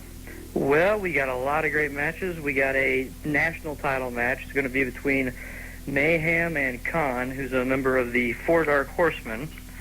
And just a lot of great matches out there, and it's going to be one hell of a time. Now, the winner between Mayhem and Khan gets to go on later in the night and take on Big Jim, right? Yeah, for the world title. All right. And then you also have UCW appearing on the show with their tag team belts on the line. Yep. Going to Okay. be some good matches. And, of course, you'll be in the ring along, I assume, with the ref from Riverside, making sure everything is on the up and up. Yep, and we got a third referee in there. He goes by the nickname of Alf. It's a Alf? long story. Wait, I don't have all the details. Alf? Alf. I heard he's in fog form now. I don't think it's the same Alf. No, I read on, I was going through Maya and I saw the front page of the National Enquirer where, like, Alf's dad's on crack or something. It's not the same Alf, is it? Not that I know of. Okay, anyway. There's some good I had a matches, real though. quick question. I had missed the first few minutes of the show, and I was kind of curious about what you guys think about Austin turning heel, and if that's really going to go over well. Well, I said at the beginning of the show, Randy, that I think that had there been another form of competition for Vince McMahon, had he not bought WCW, or if there was another national promotion, I'm not confident Vince would have taken that risk and turning his number one guy heel. But given the fact there's no risk involved because there's nobody else that he's competing against, why not? Yeah, you got a point there, but I mean, the only way I can see this really going over as far as Austin becoming a heel and really, really hated is since the war, the well, I can't even say interpromotional now, but... He just did. Yeah. Okay. Shane owning, quote-unquote, WCW, him maybe having Goldberg as his top guy go up against Austin, Vince's top guy. Well, here's the problem if you do that. First of all, you're setting up WCW to defeat the WWF. And WCW is not in a position yet. They've said, somebody just come home? Yeah. Okay. Anyway, they said that they want to build WCW back up before they do those interpromotional things. And talking about Goldberg, that's a guy who, if he wants to work for the WWF, is going to have to accept a buyout of his contract. Now, Goldberg makes somewhere between $1.9 to $3 million a year, depending who you talk to. But the buyout proposal for anybody over $1.5 million was 30 cents on the dollar. Now, Goldberg has about another 2 or 3 years left on his deal, and this is not a guy who is that passionate about working in the ring. He likes money a lot, and I like Bill, but I mean, I'm not saying things that people don't know. This is a guy that really, if he's collecting a paycheck for doing nothing, he'll take it, and I don't blame him. Well, I guess it's a good racket to get into if you can, but unless the WWF is willing to pay him more for working than he gets for sitting at home, I don't see where Goldberg would come back right away to the WWF. Well, I don't see it either. I got one more thought to let you guys go. Sure. Tables, Ladders, and Chairs, the sequel. I know you guys were talking about it earlier. Mm-hmm. I hope to God they don't have a trilogy next year because Jeff Hardy is about one step away from killing himself. The guy is absolutely suicidal. You watch that match, and there's a certain there's a certain factor that we talk about. It's the O factor. How many times you say that during a match, and that's kind of your ranking. And I'd say that was about on a scale of 10. I probably said it about 15 times during that match. Definitely. On this caca factor. Yes. Yeah. You look at Hardy, and to me, he's nothing more than a slim, aerobatic young Mick Foley. That's probably not a bad analogy. I mean, the guy's just going. I mean, Mick handled it. Who's to say that Jeff can't handle it? But then again, here's the thing about Jeff Hardy, though. Jeff Hardy has pretty much a very similar build to a young Shawn Michaels.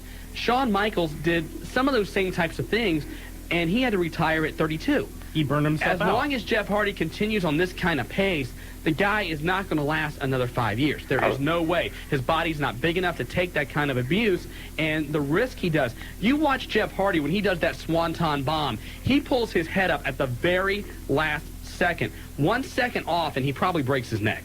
I mean, I think that's the real danger here too. Is when that 1 second happens, we don't need another tragedy. No, hopefully it doesn't. Anything like that. Hopefully it doesn't. His body's got to be 10 years older than its actual age. Yeah, I mean that's a good point. Randy, best of luck to you guys this Saturday night. Hope to see you guys. All right, thank you very much. And if you want more on that show, OutlawChampionshipWrestling.com, the website, and the hotline number is 937-229-8189. If Bill Goldberg does come back, personally, I think he should have to job to Funaki.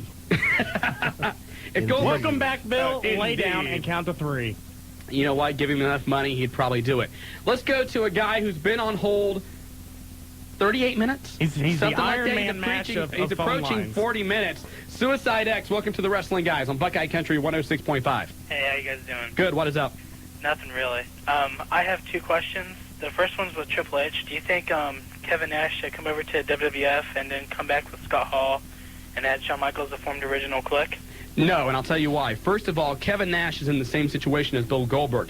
He makes $1.6 million a year. He has 10 months left on his contract.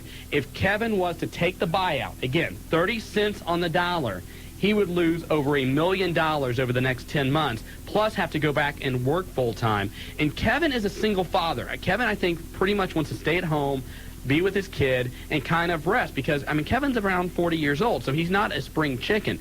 On the other side of that, Kevin Nash, Scott Hall, Shawn Michaels, Sean Waltman, when those guys were running the clique back in the WWF in the locker room was not a very happy place. Vince didn't have as much control over the locker room as he does now because of the way the clique operated, and I don't know if he'd be willing to bring those guys back in and risk having that divisiveness in the locker room like he did in 1994, 95, 96. Good point.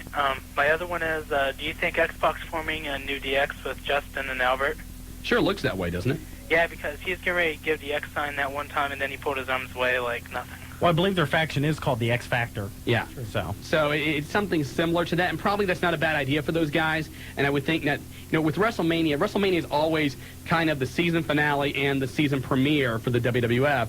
And now you're going to see a lot of new storylines developing, some new alliances. And you're probably going to see that group have a lot more to do in the WWF over the next 6 months than you've seen them do in the last few weeks. So you see Justin Credible going like for the IC title or something? I hope so. You know, I'd I rather hope so. see them do more light heavyweight stuff. You know, you need a lot more people in the light heavyweight division if you're going to push that title. Well, yeah, but there's a lot of guys who they've signed, like Jerry Lynn and Tajiri, and those guys who are sitting on the sidelines waiting to come in and be a part of a storyline. The talk was they would be a part of the light heavyweight division. They were looking to really build that around Tajiri, and now we're just kind of sitting back and waiting for that to happen. X, appreciate the phone call. I need to get blown up. Joe, can you do the honors? Do we have the explosion in here still? It's been a while since he called, so I don't know. Okay, there's the ticking. Shawn, I love you. Woohoo! Did you say Shawn, I love you, or what? I think he said, Shawn, I love you. Shawn, which brings up even more questions tonight, but... I'm a little disturbed by that, I think. 457-1065 is the phone number. Joe, we have to take a break, don't we? Because we think we missed one with Dave. Yes, we should. Let's go ahead and take a break. When we come back, we are going to talk to Scott Keith, the author of The Buzz on Professional Wrestling, and hang out because we're going to give away some copies of that, too. You're listening to The Wrestling Guys. Yeah, 1065. Buckeye Country 1. Your one chance to talk, you screwed it up. Jeez. Buckeye Country 1065. We'll be back.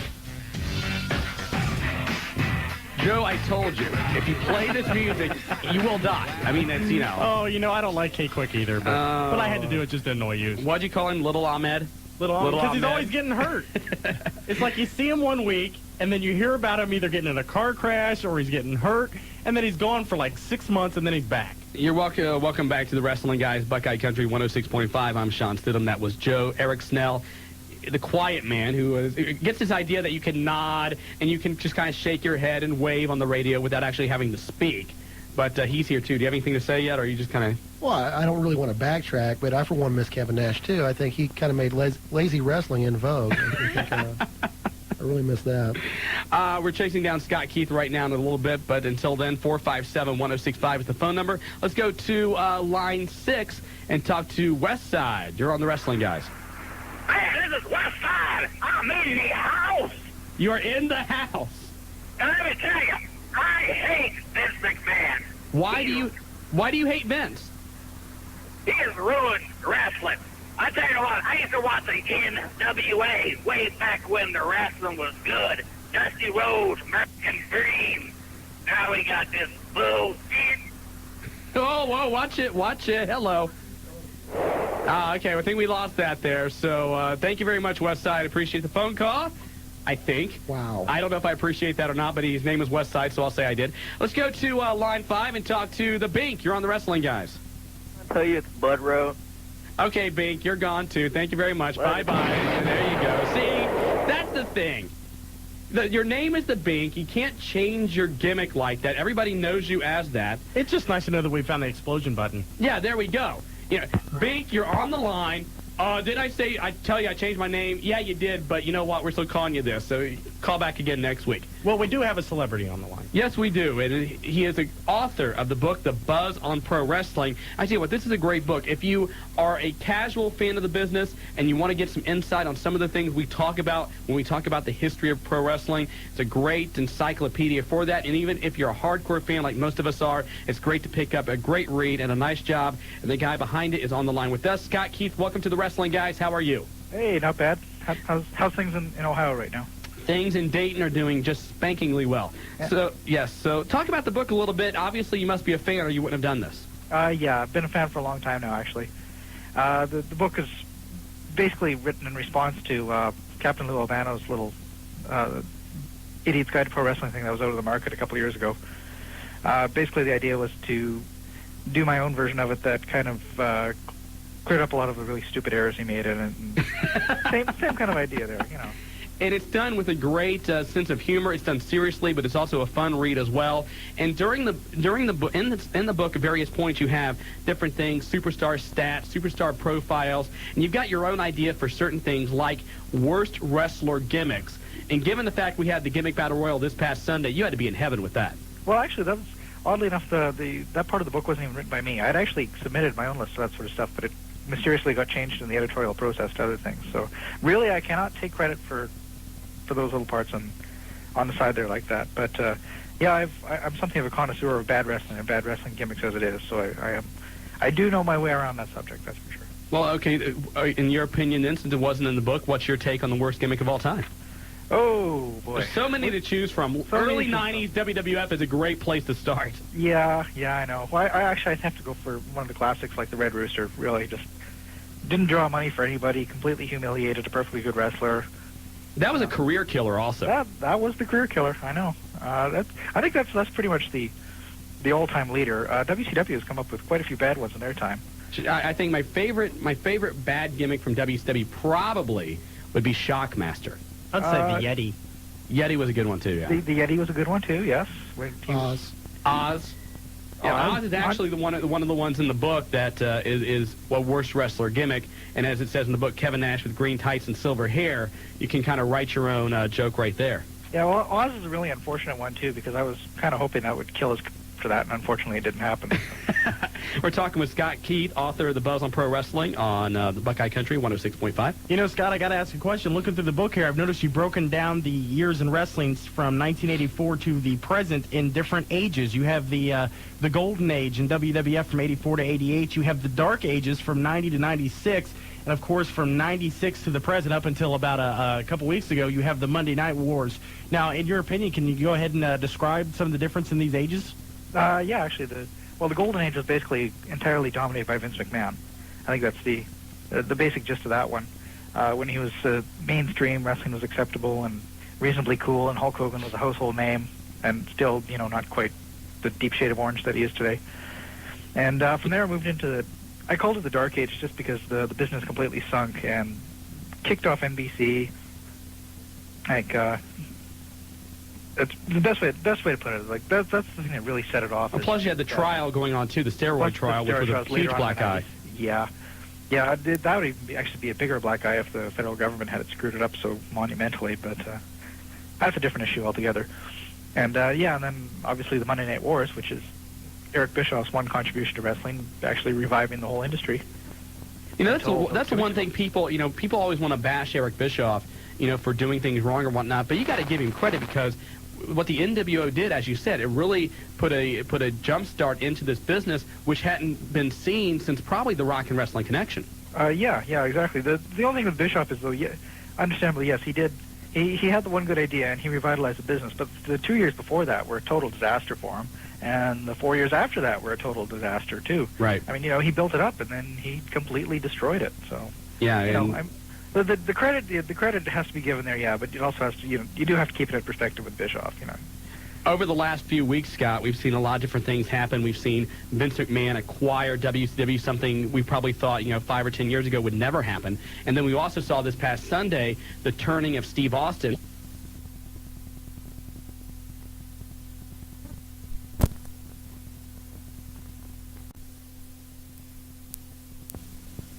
My take on the Austin situation is that if anybody was still around to compete with Vince, I'm not sure he would have taken the risk in turning his number one guy heel. I say I disagree. He actually that's been in the works for the better part of a year now.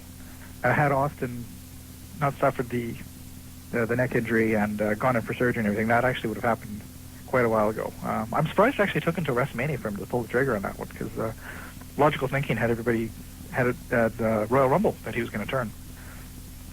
But it was definitely planned for a long time, though. It's not like it was a thing where he just suddenly pulled it out of his hat now that he had the monopoly. He was going to go with that one for a while just because Austin's value is actually decreasing. And obviously now Rock is going to be gone because of the Scorpion King movie for a month or two. Who do you see coming in as the babyface? Is it going to be The Undertaker to compete against Stone Cold Steve Austin, or do you think we'll see somebody else elevated up to that level? I'm afraid it is going to be The Undertaker, but he has to elevate somebody else eventually. The obvious plan is to turn Triple H. I mean, that seems to be what everybody knows for sure now. That this is building to one of them turning on the other, and it'll be the heel Steve Austin against the babyface Triple H, probably at SummerSlam, somewhere in that area. But yeah, this is a perfect time to elevate some people up to that top level, and I just don't see it. I just don't see him doing it in any sense of the word. And if The Rock stays in wrestling, we keep hearing the talk about all these different movies, be it Duke Nukem or Conan the Barbarian, but you got to think that going into next year's WrestleMania, the storyline is probably going to be The Rock's WrestleMania curse. Well, I don't know, actually. I think if I had to put money on it, I'd say The Rock was going to WCW to head up that organization, and they want to keep those fairly separate. So I don't know. The Rock's WrestleMania curse is not something they've ever mentioned because they don't like to give away things like that on TV. You know, if they go in there and point out that the Rock is, you know, lost. So what? what? All these years. So what's your opinion now with Vince owning both organizations? Obviously, in the book, you've chronicled the history of the business. You're looking into the future. What do you see for this? Well, the whole thing floored me to begin with. That the last couple of months has just been totally out of the blue for me. I did not see WCW folding in a million years. Honest to God, I thought, you know, even when they were losing that much money, I thought, you know, Time Warner could just keep bankrolling them. But I haven't really had a chance to. The thing is that I really have to see the first 3 or 4 weeks of whatever the new WCW TV turns into before you can make any kind of judgment on it like that. Because God knows what Vince McMahon's going to do with it. I imagine it's going to be some sort of WWF-styled wrestling using WCW wrestlers, but I just don't know what the future of WCW is at this point. And we hear so many different things about maybe another national promotion, be it Jerry Jarrett, be it Hulk Hogan with Universal Studios, Eric Bischoff's name, maybe he'll try and start something up. Do you really think that with the current environment, a third promotion could be started and be successful? It can always be started. I mean, there's promotions starting up every day. The problem is whether they get TV or not, and they can't. Because I assure you, if there was going to be somebody to get TV, it would have been Eric Bischoff, because he's snowed people bigger than Fox before into giving him TV time, and it didn't happen this time. And I don't know. I really don't know. I think if he brought in, like, if he had the name like Hulk Hogan, and he has the name, brings him in and says, okay, I have Hulk Hogan, I have such and such talent, and I'm guaranteeing you such and such ratings, I think he might have a shot. But what station it would be on, I don't know, and where the money's going to come from, I don't know either. Because Fusion was an interesting case because everybody seemed to forget. The WCW fans actually consider him to be kind of the savior of WCW, but really they didn't have the finances to keep it up anyways. Like the company was losing $60 million a year under Time Warner, and even if they eliminated all the wrestlers, it still would have been losing $20 million a year or so. And I just couldn't see that company even sustaining it for a year as it was anyways. So it was pretty much an inevitability that WCW was going to die off, and it's inevitability that any new promotion is going to die off too, just because there's no money in it right now, like for anybody unless your name is Vince McMahon.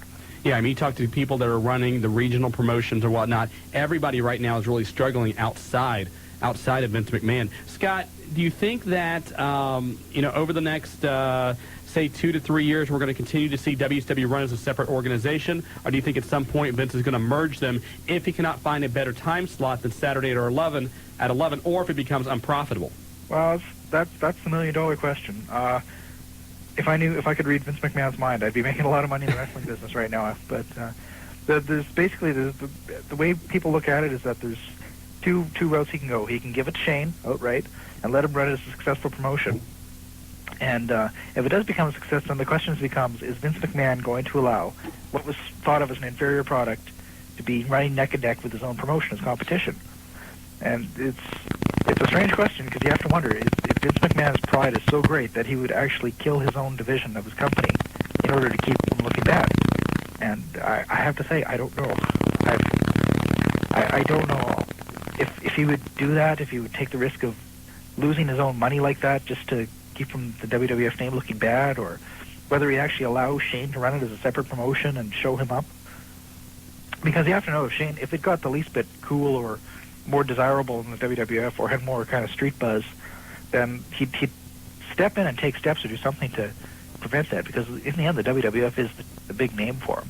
Yeah, absolutely. After all, it is still owned by World Wrestling Federation Entertainment. Yeah, but the guy wants to make money, and if he can make money with WCW as a strong product, common sense would dictate that he would let it do fine. So we're talking with Scott Keith, author of The Buzz on Professional Wrestling. We're going to give away a couple copies of the book right now. Callers 10 and 11 at 457-1065 will pick up a copy. And I assume, Scott, you can pick this up on most of the internet book sites? Internet book sites, it should be available in Barnes & Noble, I believe, in the States. Is the major one who's carrying it. I'm not really familiar with many of the bookstores in the States, unfortunately, because I am north of the border here. Barnes & Noble, Books & Company, Books A Million, all those places around here. If you don't see it, go and ask for it. I'm sure they can get you a copy of it. Looking through the book, you have different spotlights. You talk about Sting, you talk about Roddy Piper, you talk about Lex Luger. Personally, who's been your favorite wrestler to watch over the last 15, 20 years? Overall, I'd have to say Ric Flair.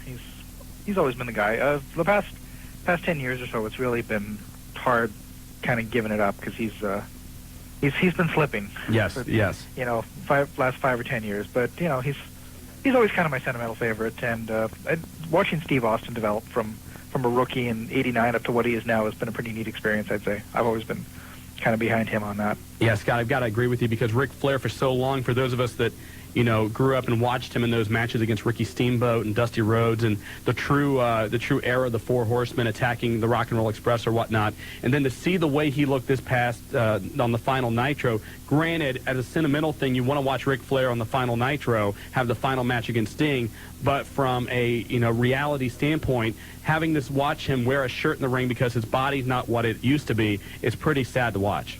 Yeah, well, it's actually the thing that was really heartbreaking about that match, and this is probably a weird thing to get sentimental about, but the match only ran about 5 minutes actually, and near the finish of the match, there was on Sting, and he released it. And Sting was limping around the ring, and obviously you're north of the border in Canada. The announcement came out not too long ago that the Hart family is going to start back up Stampede Wrestling. What is the take of Canadians with the whole Hart situation? That family has just went through so much. It makes any kind of American soap opera like Dallas or Dynasty pale in comparison. Oh, I know. It's like the Kennedys up here. You know, it's been pretty tragic for everybody involved. Just watching them squabble, and it's like major news in the newspapers too. When, for instance, like Bret Hart and Bruce Hart will be having one of their little blow-ups, and they're not talking to each other, and the sisters get involved in the thing. And there was real major scandal too with one of the Hart sisters. I forget which one it was. Basically, giving away information on the trial to Vince McMahon, just to kind of end the whole thing. And yeah, that got really mean and nasty. I'm not sure of her name. That was apparently Jim Neidhart's wife because she was trying to get him back in the company. Right. And then you have Bruce Hart's estranged wife dating Davey Boy, who of course is married to Brett's and Bruce's sister, and they're estranged from each other. This thing gets more and more wacky every time, every week, every day. Something else happens with this family. Yeah, and it's with the whole Stampede Wrestling thing too, and because Bruce is out there trying to do it, and Brett will be trashing it in the newspaper, does garbage, and it's just really sad to watch because I grew up watching Stampede Wrestling like every day, and the whole Hart family ever since Owen's death has just become really just heartbreaking, as pardon the pun, but no problem. It's tough to watch, Yeah, we're talking to Scott Keith, author of The Buzz on Professional Wrestling. Scott, any idea with Bret Hart, because so long he's talked about wrestlers should form a union or should do this. Do you think that at any point he will try to start that, or do you think that he's basically going to try and get out of wrestling? And can he get out of wrestling? Like you said, it's like the mafia. He's medically speaking, he's done now. He's right. The guy has problems even like holding a conversation for more than an hour now, apparently. So I don't foresee him coming back, especially with Vince being the only guy in town now for wrestling. So, I mean, just medically and financially speaking, there's just no incentive for him to come back. It's really a sad situation, too, because so much of Bret Hart's legacy is in the WWF, and to see it break off that way. Do you think at any point, let's say, 10 years down the line or something, should Vince, for some reason, retire or whatnot, and Shane and Stephanie become the sole people in charge of the company, do you ever see Bret Hart coming back at that point, or as long as McMahon is involved with the WWF, he'll stay away? I think Bret Hart is pretty much given it up for good now. Everything out of him now is bitterness towards wrestling in general, and just much like Bruno Sammartino. Same thing with when Bruno gives those interviews and he's running down. He had a lot of heat with both Vince Sr. and Vince Jr. in the end, and I think it's the same thing with Bret. As long as the McMahon is running the promotion, there'll be no place for Bret Hart there. Yeah, and the tough thing with a guy like Bruno is, you're known for wrestling, and that's what people want to see you in. And Bruno still goes to these indie shows occasionally to make an autograph appearance or a photo opportunity or whatever, yet he hates the business so much. It's really kind of a paradox. It's kind of like a yin-yang situation. Yeah, the really unfortunate thing, too, with people like Bruno is that there's no more sense of history in wrestling with these newer MTV fans. And I think it's a shame, too, because they just... somebody like Ric Flair, I mean... Their legacy now is going to be these last few years of their career kicking around at WCW out there as the guy in the nut house with Kevin Nash and that whole embarrassing thing, and that's what people are going to remember him for, unfortunately, because that's when he was out there and the ratings were highest, and they just don't know because the promotions have no impetus to put out these old videos and show the people what the legends were there for and what wrestling's history comes from. You know, I hate to sound like an old fart and say, you know, people should watch some of the older stuff, but we used to hold pay-per-view parties at a local nightclub, Pulsations, and people would come out and watch, you know, pay to watch WrestleMania, whatever the pay-per-view was, and they used to get there about a half-hour before the show would start. And one time, I took a copy of Flair and Steamboat from Wrestle War and slipped it into the video cassette player and showed that match, and the fans were absolutely in awe because a lot of these people had not seen anything like Ric Flair and Ricky Steamboat, and to watch that and watch their reaction, because the one thing I've always said I hate now is so much you can see how the guys communicate in the ring. Go back and watch a Flair, Steamboat, or a Terry Taylor, Nikita Koloff, or anything like that. You do not see the communication in the ring like you do now, and it was much more pure and much more enjoyable to watch, at least in my opinion. Well, that's because they actually had training back then. Yeah. Now it's like put them through the school in 2 weeks and get them out there, these steroid freaks with the bodybuilder physiques, and you know, they can talk on the mic, they got the muscles, you know, throw them out there and we'll see if we can market something out of them. They just don't take the time to actually learn their craft. And the thing with Ric Flair that a lot of people don't realize is that it took him, like, God, literally 7 years to break into the business to begin with. I mean, right. He started out like 1972 and he didn't make anything for himself until about 79. I mean, you know, you have to go out there and pay your dues and actually learn your craft. Otherwise you get, you know, freak jobs like China coming out there and making millions of dollars in the business without knowing how to wrestle step one. Yeah, it's amazing. Some guys, I talk to people that run different wrestling schools, and they say they get people to come in and they want to work, and they say, well, you know, can you chain wrestle? Can you put moves together? And they'll say, no, but I can do a moonsault. Yeah. Well, you know, that's what it's all about. It's a spot fest. That's exactly it. That's part of the problem. That's why you get these guys who go out there and end up with a broken neck after 3 months in the business. You know, they just don't have the basic training to know how to build to that spot and how to protect yourself and your opponent. Scott, obviously you have a website or an email address. How can people get in touch with you? Well, I write for CBS's WrestleLine.com. That's my primary one, and I actually do run my own fairly successful website, Rantsylvania.com. And if people want to get in touch with me, my address is skeith@home.com. I generally answer my mail all the time because I have no life outside of wrestling. And again, the book is called The Buzz on Professional Wrestling. You can get it from Amazon.com or any of the local bookstores. I saw it today at Barnes & Noble, so make sure you go out and pick it up. It's a great read, great history, and a nice perspective on today's current scene as well. Scott Keith, appreciate the time. Thank you very much. It's a pleasure. All right, Scott Keith. And again, the book is The Buzz on Professional Wrestling. Who was our winners, Joe? Hey, special congratulations going out to Stefan. Get this name. It's a hard one. Zegorotsky, something like that. Look at that spelling. Stefan. You try and pronounce that. You pronounce that. You're not doing anything else tonight. Go ahead. Stephen George. No, it actually started with a Z. I mean, he pronounced it for me. So, and Courtney George. And Courtney George. Believe it or not, that one is George. So congratulations to the two of them. Again, the book is The Buzz on Professional Wrestling. You go to CBSWrestleLine.com, read more about Scott Keith there. We got to take a break. We are the Wrestling Guys. At Buckeye Country, 106.5. 0.5, but you're so low. All right, go ahead. Jamie Cavler, Diet Guru to the Hollywood star.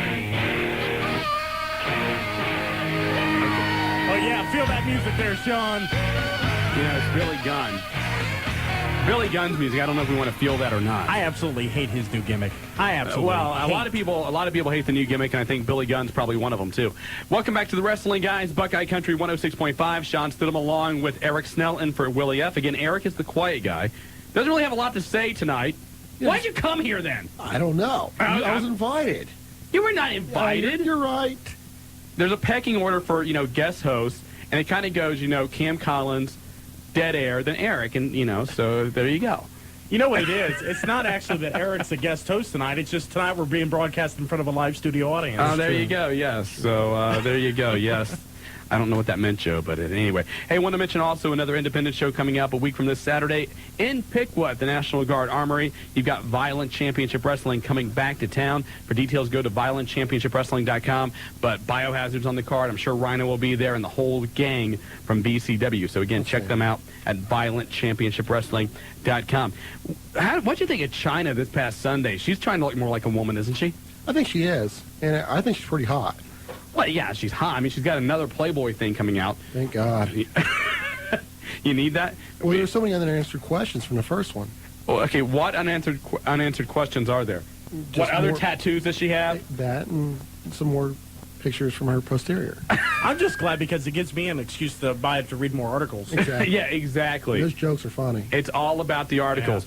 457-1065, the phone number. Get your opinions on WrestleMania. Anything else tonight? Let's go to, we have two Tims. Let's go to line different 7. Tims, though. And Tim the first, you're on the Wrestling Guys on Buckeye Country 106.5. Actually, I got 2 questions. Hit it. Why would they put wrestling on the new WCW? Why would they put it on so late? And what's it going to be called? Not really sure what it's going to be called right now. They haven't said if they're going to use the name Nitro or not. The WWF did buy all of the WCW names, so they could call it Nitro, they could call it Thunder, they can call it whatever they want. As far as why it's on so late, quite frankly, they can't get another time slot other than Saturday nights at 11. TNN's really, right now not willing to give up another time slot. UPN's not willing to give up a different one. So the best time slot they can come up with is Saturday nights at 11. If WCW can rebuild itself and get some ratings to become something people want to see again, then you'll probably see TNN open up a time slot. It's quite possible also that the WWF will give up one of those Saturday slots or Saturday or Sunday slots in the morning on TNN to give to a WCW show as well. You think they're going to get their ratings on it that late at night? I don't know if they're going to do any worse than they were doing on TNT, to be honest with you. Okay. I mean, I wouldn't be surprised, to see WCW start off at a 1-0, a 1-2, something like that. Up until that last Nitro, a lot of their hours were getting a 1.9. Now, the question is, will a lot of people who are wrestling fans turn away from Saturday Night Live to watch WCW? If it's a good product, yes. If it's the same kind of thing we saw over the last year or two, probably not. Okay. All right. Thanks a lot, Tim, for the phone call. Eric. Is there any possibility that maybe, like, as the XFL's winding down, that we could possibly see a time slot open up on Sundays at 4 on TNN? Or I would say that's possible. Probably not a probability. I don't know. I mean, that I would say that's something I hadn't thought about. That's a good question. So, another scenario down the road, every year as the fall seasons approach, everyone starts repackaging their shows, moving the shows around, different fall schedules. Worst case scenario, maybe 8 months down the road, once it's starting to build and gets a little bit of following, maybe then they'll put it on in more of a primetime slot. Yeah, and the other thing, too, right now is, let's not forget, this past Monday, TNN got its highest rating ever thanks to Vince McMahon, the WWF. So it's quite conceivable Vince could go into TNN's offices and say, hey, look, guys, look what I did for you. I need a favor. I need another time slot. And like you said, Eric, it could be Sundays at 4, which, of course, right now is the XFL. We have another Tim. Let's go to line 8 and talk to Tim the Second. You're on the Wrestling Guys, Buckeye Country 106.5. Yeah, I got 2 questions.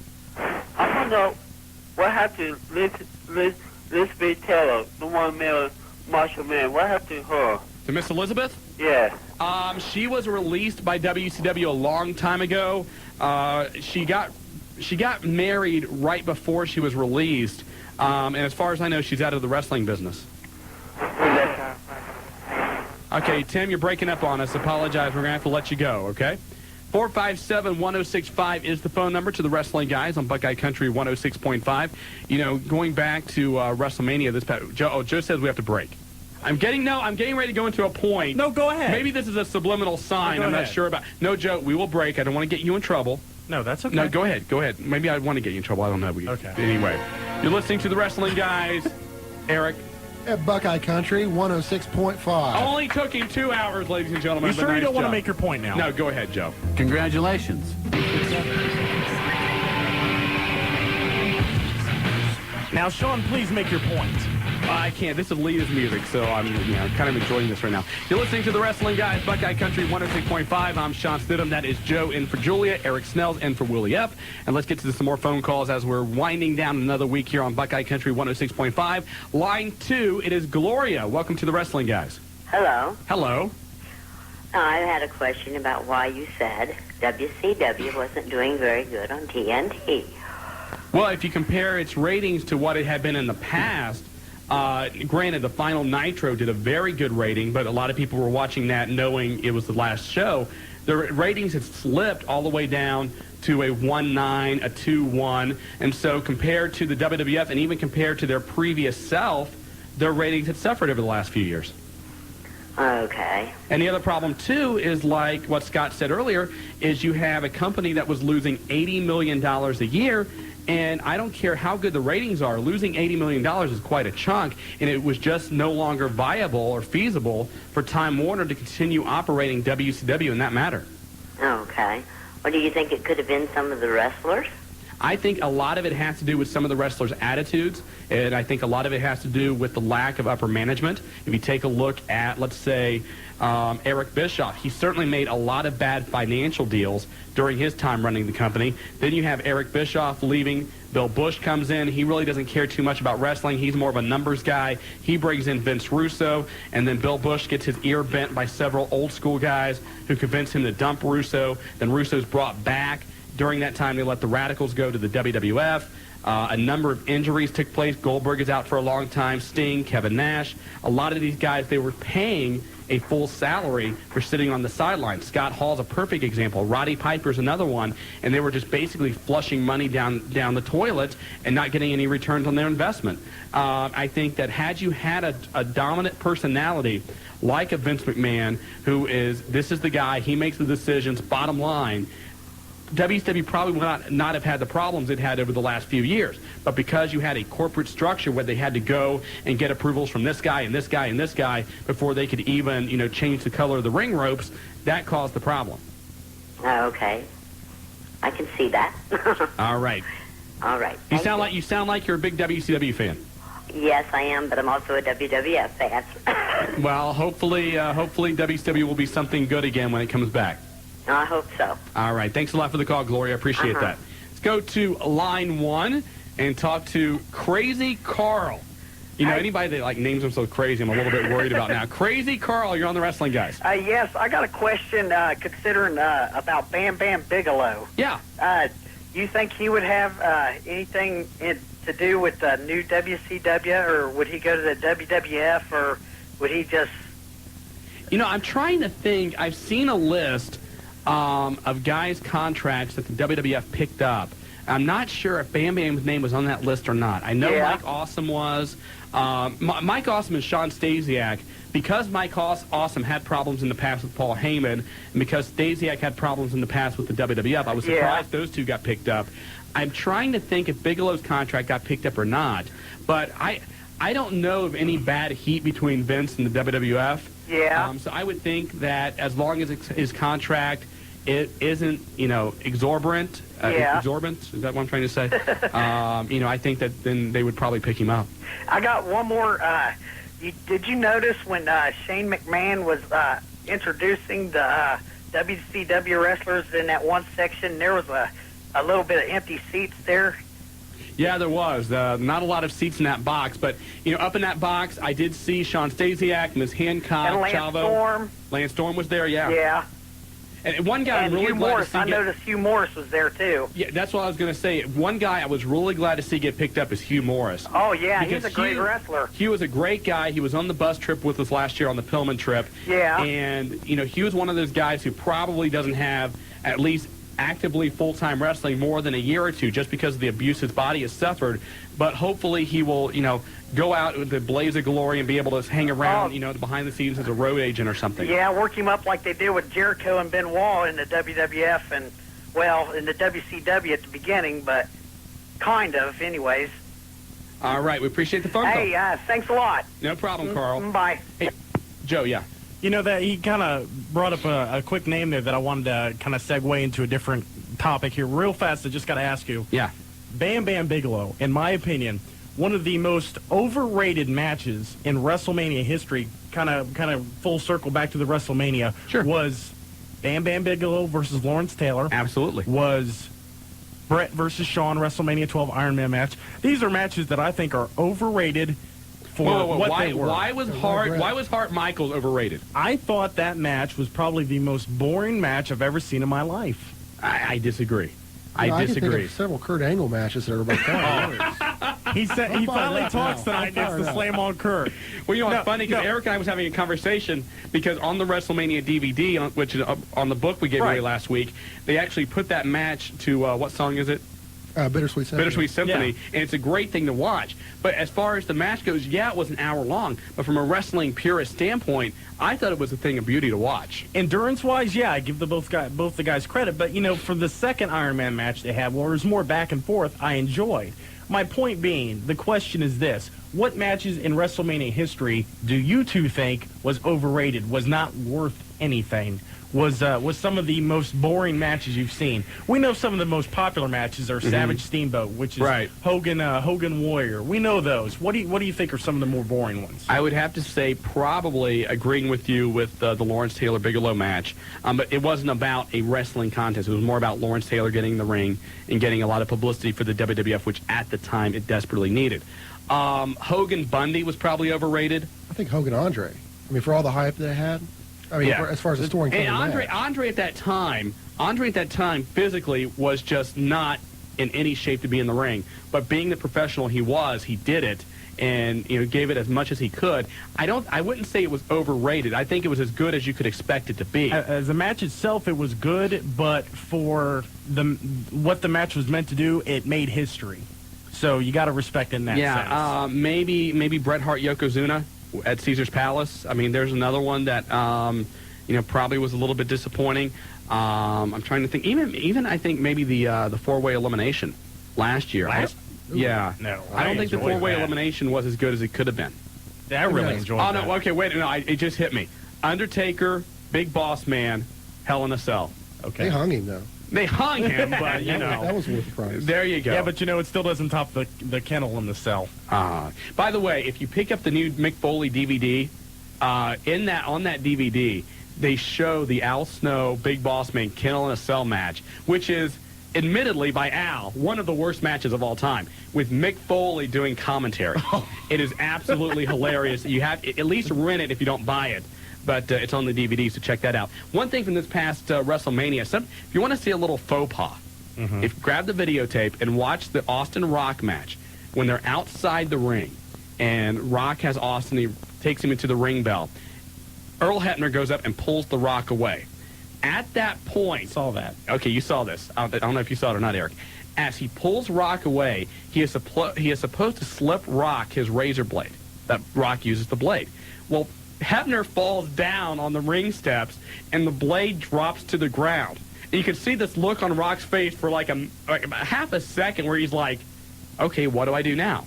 So you see Rock, for some reason, all of a sudden go down to his knee, and if you watch him, you can watch him pick up the blade, and then turn around, Austin clocks him with the bell, and Austin's falling on top of Rock as he does it, so that's when Rock takes the advantage, to do the blade. And then, you see Rock busted open. But a nice little, if you just, for about half a second, Rock just kind of loses himself like, oops.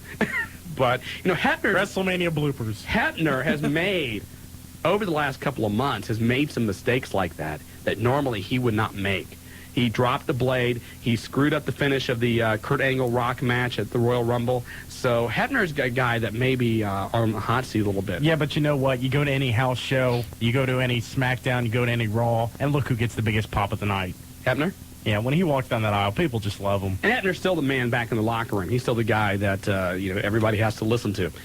LZK. L2K. L2K. L2K? L2K. Yeah. L2K. L2K. You're on the Wrestling Guys on Buckeye Country 106.5. Welcome. Yeah. I just want to know, do you think Rhino will have a shot at the hardcore title soon? I think he would be a natural for that. Yeah, since he was the last ECW champion. Yeah, I would think that Rhino, especially, over the next few months, while he's kind of in this, welcoming period in the WWF, this warming up period, I think that would be a great belt to put on him. Yeah, how come they don't also boost up the light heavyweight title? Well, again, we keep hearing that when Tajiri's brought into the WWF, maybe even when Jerry Lynn comes in, that the light heavyweight title will be more of a focus for the company. Because that's what I was wondering. I mean, whether you're going to...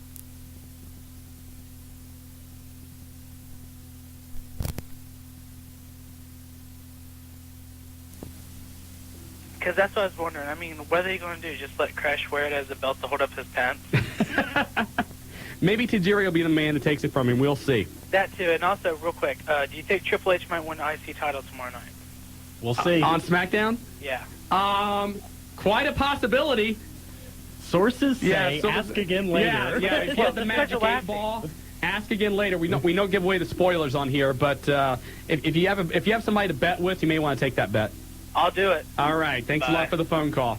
You know, it's kind of surprising to see Triple H going after the Intercontinental belt too. Yeah, there's going to be some kind of angle there with Hunter and Austin, but we shouldn't talk about that. No, it's that's something we'll talk next week. We'll talk about next week. Yeah, but Eric had a point in that last phone call, and I think it's maybe his first one of the night. So I want him to make sure. I want to give him the opportunity to express that. So Eric, please. Yeah, the moment's passed. Yeah, but I, for one, would like to see a Rhino Kane match. I think that would be very entertaining. It would be. Rhino Kane. I just wanted to point out the fact that how amusing it was when Christian and Edge introduced Rhino to Kurt.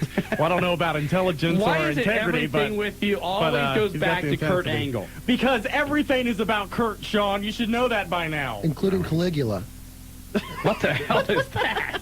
I'm afraid to ask on that one, too. On that note, I want to remind you to call the Wrestling Guys hotline 24 hours a day, 7 days a week, 285-0991. Brought to you by Grips and Tips, located in West Carrollton. Visit them on the internet at gripsandtips.com. Want to take some time to thank our guest again tonight, Dave Penzer. Do we say former ring announcer? Ring announcer in limbo of WCW. And if you're looking to get in touch with him, the email address is ringannounce@msn.com. And also, if you want to give me a call, if you're a local promoter, I can set you up with him as well. And also want to thank Scott Keith. The book, again, is The Buzz on Professional Wrestling. Pick it up at Amazon.com or any local bookstore. And it's a great read, a nice little encyclopedia, a good bathroom book. Yes. You leave it in there, and your guests will appreciate it, I'm sure. But it's called, again, The Buzz on Professional Wrestling. Want to thank him for joining us as well tonight. And we did get a few emails in. Again, the wrestling guys at AOL.com. Millionaire Waltz Boy called in. Do we think Shawn Michaels will return to the WWF or maybe go to WCW? Will Shawn Michaels have a job in a week? Is a better question, probably, given his backstage behavior. The Crusher called in. Is WCW going to have a new name? I don't think they will. Do you? I don't think so. Don't forget this Saturday, Outlaw Championship Wrestling at the John Bryan Community Center. Give them a call at 229-8189. And that is all the time we have for now. Joe, want to make sure we got this music in. I had to save the best one for last. Willie F. should be back next week. Joe, Eric, appreciate you guys coming in. Thank you very much. Woo! It's true. It's true. And you are listening to The Wrestling Guys on Buckeye Country 106.5. Good night, Dayton. Hey, what's going on? It is us. Well, kind of us. You know what? This whole WCW thing has really thrown everything into a loop. Because last week, I wasn't here. And now this week, Shawn's not here. Now, he had some personal business to take care of. I heard he's buying lifts. That's what I heard, though, anyway. Anyway, I am here. This is Willie F. We have a special guest in studio tonight. Cam the Man Collins is joining us. Cam, thanks for coming on The Wrestling Guys. Well, thanks for having me. Thank you, my adoring fans. Now, you know that's the only pop he's ever gotten. Now, no, that's not true. I bought one. Oh, that's good. All right, good. In Shawn's defense, these are pretty high microphones, so the lifts are needed. That's right. They took the phone books out of here, so he had to go find one. Also, behind the board, of course, we have Joe. Joe, thanks for being here. No problem. Good to be back. Good to be back. Operating the phone lines and everything else, and we really don't, we have a guest on at 7:30. It's Kurt Shepard from the HWA. And major announcement from them. Always a major announcement from the HWA. Yeah, I'm not going to give away what it is yet, but there's a major announcement, and you'll hear it first here before anybody else hears it, though. Outstanding. Which is good. Anyway, got some news to get into. Not going to get into a lot, though, because if you really want news, call 285-0991, which, of course, is the Wrestling Guys hotline, brought to you by Grips and Tips. And check them out online, www.gripsandtips.com. Do they have a He Hate Me jersey? I'm sure they probably do. I want. They can probably special order that. Okay. Because they can do all that. They can get golf clubs and everything else. That's what they do over there. So it's good. Then they sponsor our wrestling hotline 24 hours a day, 7 days a week, rain or shine. So give us a call, and, of course, give Grips and Tips a call and tell them, hey, thanks for doing that. Let's get into the ratings. Raw got a 5.4 on Monday, which is not outstanding. It's decent. The highest quarter hour, though, was Linda and Vince's confrontation, where Linda said, I want a divorce. Like, you couldn't see that coming. That was sad. I was sure glad they built that up over, like, a 4-day period just to come out and basically say something that we already knew. Didn't Vince already say that he wanted a divorce?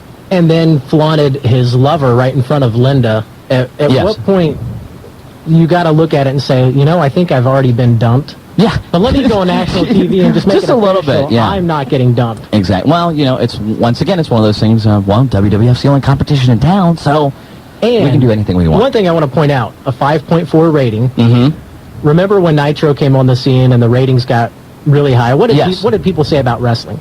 It was attracting 10 million viewers a week. Yeah. And what have we always said? That's not accurate that's because not of the accurate. channel flippers. Exactly. And this goes to prove that there are 5.4 million wrestling fans in the country. Yeah. Pretty much. Well, maybe 6.2. Because you went up to a 6.2 at one point. And the main event got a 6.0. So, but still, I mean, is wrestling? I think is still in a little bit of a decline because you have to look at, they used to be drawing like 7-6 and 6, in the high 6s and low 7s for the longest time. And now they're drawing a 5.4, which everyone's trying to say, oh, that's decent. But it's really not what it's used especially the whole WCW buyout is a tremendous opportunity the WWF can capitalize on. And I say that because I spoke to someone today who is the biggest non-wrestling fan I've ever met. And he said, WCW is not even around anymore, are they? And I said, actually, they're not. And he goes, I thought they were bought out. Well, they are. It has made, it made the mainstream media. Right. And really, it could have provided a spark for Vince to come in and really blow the roof off of the wrestling business again. Yeah, they are still around. In fact, the date has been, I think it's almost confirmed now. WCW will premiere once again on Saturday, June the 9th, out of Fairfax, Virginia. And then what they'll do is they'll tape that night, and then they'll show it on their Saturday show at 11. So they're going to tape 7 o'clock or something like that, and then they're going to splice it together real fast and then put it on at 11 o'clock that night on TNN. Now, I do have some of the names. Now, Wade Keller's reporting this because after you hear some of these names, someone has to be working Wade Keller. But Wade Keller came out and said that these are some of the names that they might use for the WCW Saturday Night Show. One is WCW Saturday Night Nitro. Okay. Makes sense. It's okay. WCW Primal Urge. Now, wait a minute. I think, and Joe might confirm this better than I can, but wasn't that on the Spice Channel? Yeah. WCW I have Primal. no recollection of that. Well, it was actually put into a double feature with WCW Uprising. And then they have WCW. WCW. Well, too many jokes. Can't think. You haven't even started yet. WCW Hot Box. No way. WCW Late Night Appetite. Actually, that's the name of my autobiography. I've already copyrighted that one. And my personal favorite, WCW Hard on Saturday Night. Oh, okay. Moving right along. You can just hear a hush over the Miami Valley right now. How about Wait, someone has to be working Wade Keller because these cannot be true. How I can see the first one. WCW Horizontal or something like that. Exactly. You know what? Now WCW, it's out there. Doesn't sound all that bad. Doesn't sound. Yeah, and we got Pop too. Doesn't sound all that bad it's now out either. there with Pop. Let's get in some other things. For those of you who want to go back and reflect on the past times of WCW, the Entertainment Channel is rerunning the Women of WCW special on Saturday at 3 o'clock. Now, there's no more women in the organization right now, and there's no real WCW right now. But, just in case you want to look at Miss Hancock one more time, go right ahead. Can you imagine at the end when they kind of update? Miss Hancock exactly. Was fired from WCW. Miss Hancock is drawing Slurpees right now at 7-Eleven in Fairfax. The Nitro girls have been fired from WCW. That's all. It's going to repeat. They've all been fired. That's outrageous. ECW, of course. ECW is pretty much officially done. They have filed for bankruptcy. They're $7.5 million in debt right now. Now, some of the people that they have listed as people that are owed money, Rob Van Dam is owed $150,000. Joey Styles is owed $50,000. And they even listed Shane Douglas. Now, of course, Shane and Paul Heyman had basically a lot of heat between one another. He is owed $48,000, so he's listed. One thing of interest is WWF is listed on there with $587,000 being owed back to them. Wow. So it just shows you that the WWF did help out ECW at one time. And now they're going to get that money back. But $587,000. They basically have I think it was like $8.6 million in debt, and their assets were like 1.8, and that's where you get like the 7.5. So they're just liquidating, basically. It's not a reorganization. They're liquidating. A couple of things that are real interesting is, one, they had Tommy Dreamer's truck listed as an asset, like for $50,000 or it was something like outrageous like that. So I guess Tommy Dreamer's going to have to give up his truck. Wow. Sucks to be him right now. But that's fine. Speaking of giving up, and this is in the actually weird category, probably the weird wrestling story. I'm going to nominate this as probably the weird wrestling story of the year so far. On eBay right now. Of course, you can go on eBay. You can get a lot of like wrestling collectibles, things of that nature. You can get basically anything. I got an episode, the very first episode of Georgia Championship Wrestling I saw was back in on 1980, and I found a compilation videotape for $6. Right. Actually, that's also where Cam got his GED. That's right. It was from eBay too. And my gimmick. Now, cool. This is this is honest to God true. I checked it out myself after someone told me about it. The Road Dogg Jesse James is auctioning himself off on eBay. You get 2 hours with the Road Dogg. He will come to wherever you are in the United States and either meet with your family or have a graduation party or anywhere in the United States. Yeah. I had heard independent bookings were down, but that's a little bit ridiculous. Yeah. I did 3 Scooby snacks. Yeah. 2 hours with the Road Dogg. He will even bring a replica of a WWF championship belt, and he will sign it for you. Now, believe it or not, there have been like 42 bids on this right now. Anyone want to guess where the bidding is up to right now? 500. We're going to find out. No. Don't cheat. I will tell you. The current bid, and the last bid that I checked, was $3,101.05. All right, the noise that you're hearing right now is wrestlers everywhere canceling independent bookings and heading on eBay. Wow. So the Road Dogg, you could bring Road Dogg. That's smart on his part. Sure, absolutely. Yeah, and they even have a picture of of Road Dogg, like signing autographs, so you know what he's going to look like when he gets to your house. No injuries in the wrestling ring, maybe some writer's cramp. See, this to me is hard to believe, so I got to see this to believe this. What would this be under? I don't know what it's. I guess it's under wrestling. I type in Road Dogg. Yeah, there was actually a link that someone set me up with when I went there, so you can give them like the eBay.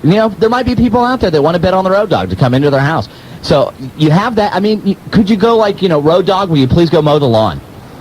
You have him for 2 hours. What are you going to do with the Road Dogg? At $3,000. Yeah, I'm looking more to painting. You found it. See? Yeah. Oh, and the reserve has been met, and it is currently at $4,250. Really? Now that has jumped up in the last hour and a half. What do you set the reserve $4,200? What do you set the reserve at on that? I don't know. And for those of you who don't know, the reserve is just the minimum acceptable bid to win.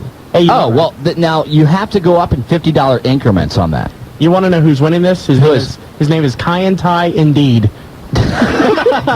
Indeed. So there you go. You can go on eBay. Joe, you went on eBay. You just put in Road Dogg and did the search, and see, there he is. He's signing autographs right there on eBay, and you can see him and see what he's going to look like right in your house. Pan down to that and read what all you can get, because there's a whole thing. He will fly anywhere. Now it says there's a misprint in there, but anywhere in the United States. Isn't that what it reads?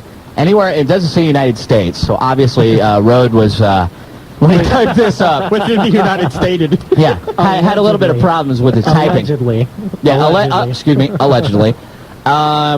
And he will do anything, right? Now, it is in the month of June 2001. That's right. Yes, it has to be in the month of June. Anywhere in the United States. If you think about it, can you not call him and say, hey, Rhodey, I'm doing a show in 2 months, $1,500, I fly in, work the show for me.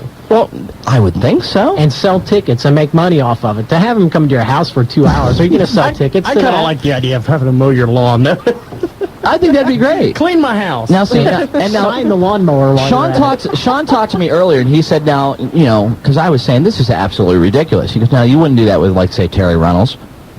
And I was like, 2 hours with Terry Reynolds. I say no, I wouldn't. Willie's taking out home equity loans for that. I would go $29.95. I would go. There's no way I'd go $3,000. I wouldn't need 10 minutes with Terry Reynolds. Why 2 hours? Yeah. I'm going to pay all that for 2 hours. Willie's hocking the home theater for that.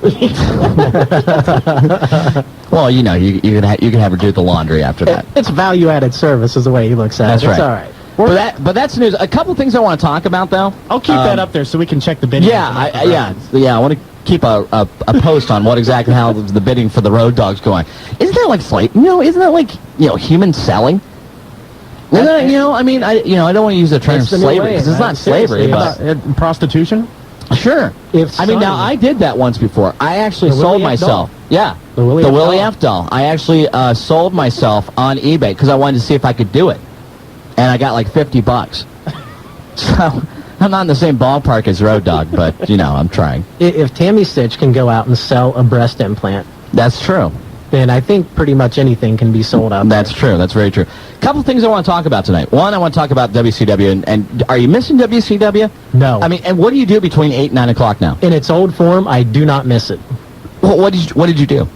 I really couldn't tell you. Between 8 and 9, I hang, man. Of course, when WCW was around, you couldn't tell What either. did I do? I avoided the TV when they were on. At least now I go into my living room. So I want to talk about, I'll tell you what. Why don't we come up with names, because these names are pretty bad. But, if you can come up with a name for the new WCW show, of course, 457-106.5. I also want to talk about what you thought about the ending of Raw, and we'll talk about that when we come back from our break, too. Yeah, well, you guys are clapping right now, but the WWF may have just set them up for a downfall. And we'll explain that after we get back from break. Joe, let's go to a break right now, and you're listening to The Wrestling Guys on Buckeye Country 106.5.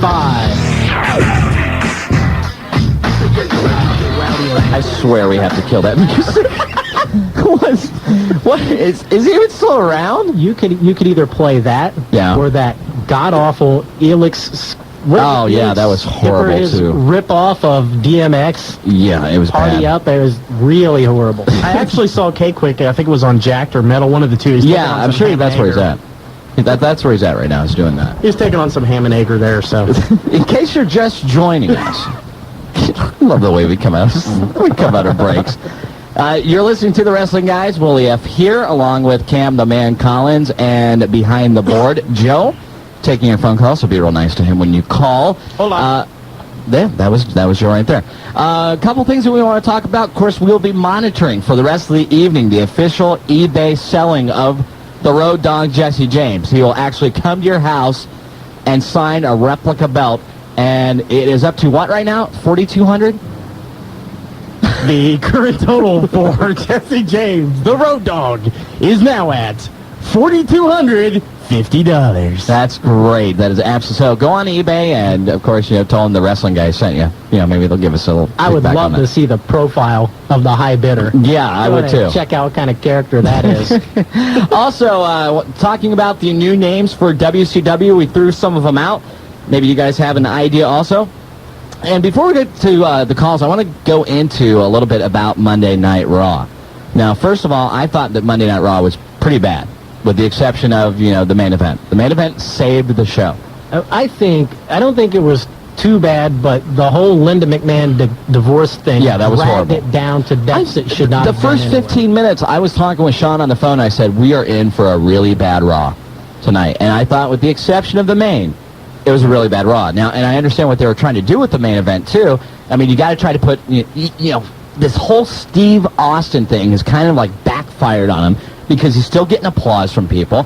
People still love Steve Austin. I'm sure his shirts are still selling like crazy. And how do you get the guy, to be the bad guy? Well, without the Rock, without the Rock being here, it's going to be extra hard. You have to have him beat up a woman. And so that's what they did. And even though they did that, he was still getting, applause, as he was leaving. Well, I think no matter what he does, and a lot of people are like this, except maybe for the right to censor, they're going to get applause no matter what they do. You always have your sect of fans, but the boos were overwhelming Monday night. I heard you hear a lot more boos now. They were. And but after, I guess, the cameras went off air, after when he was leaving, everyone was like, yay! So, here's maybe the problem. Piping in boos. Yeah, that's very possible. Yeah, here's the problem. Here's the problem I have with the angle. Yes, I think it was needed to get him over. Okay, however, let me play devil's advocate with both of you. First of all, now up in Canada, they censored that angle. They cut it completely out of the show. Absolutely. The WWF right now has so much heat on it from different, of course, the PTC. In fact, it was like Pep Boys just this week went bye-bye from SmackDown. So as far as, beating up a woman on a primetime show like that, because it was a pretty vicious beating. But it's after 11 o'clock when they're doing it. Sure. So the family hour is over. Secondary. You have this case it was in Florida, wasn't it? With the boy. Yes. Beating up the little girl. Right. Okay. Using wrestling moves, beating her up, and killing her.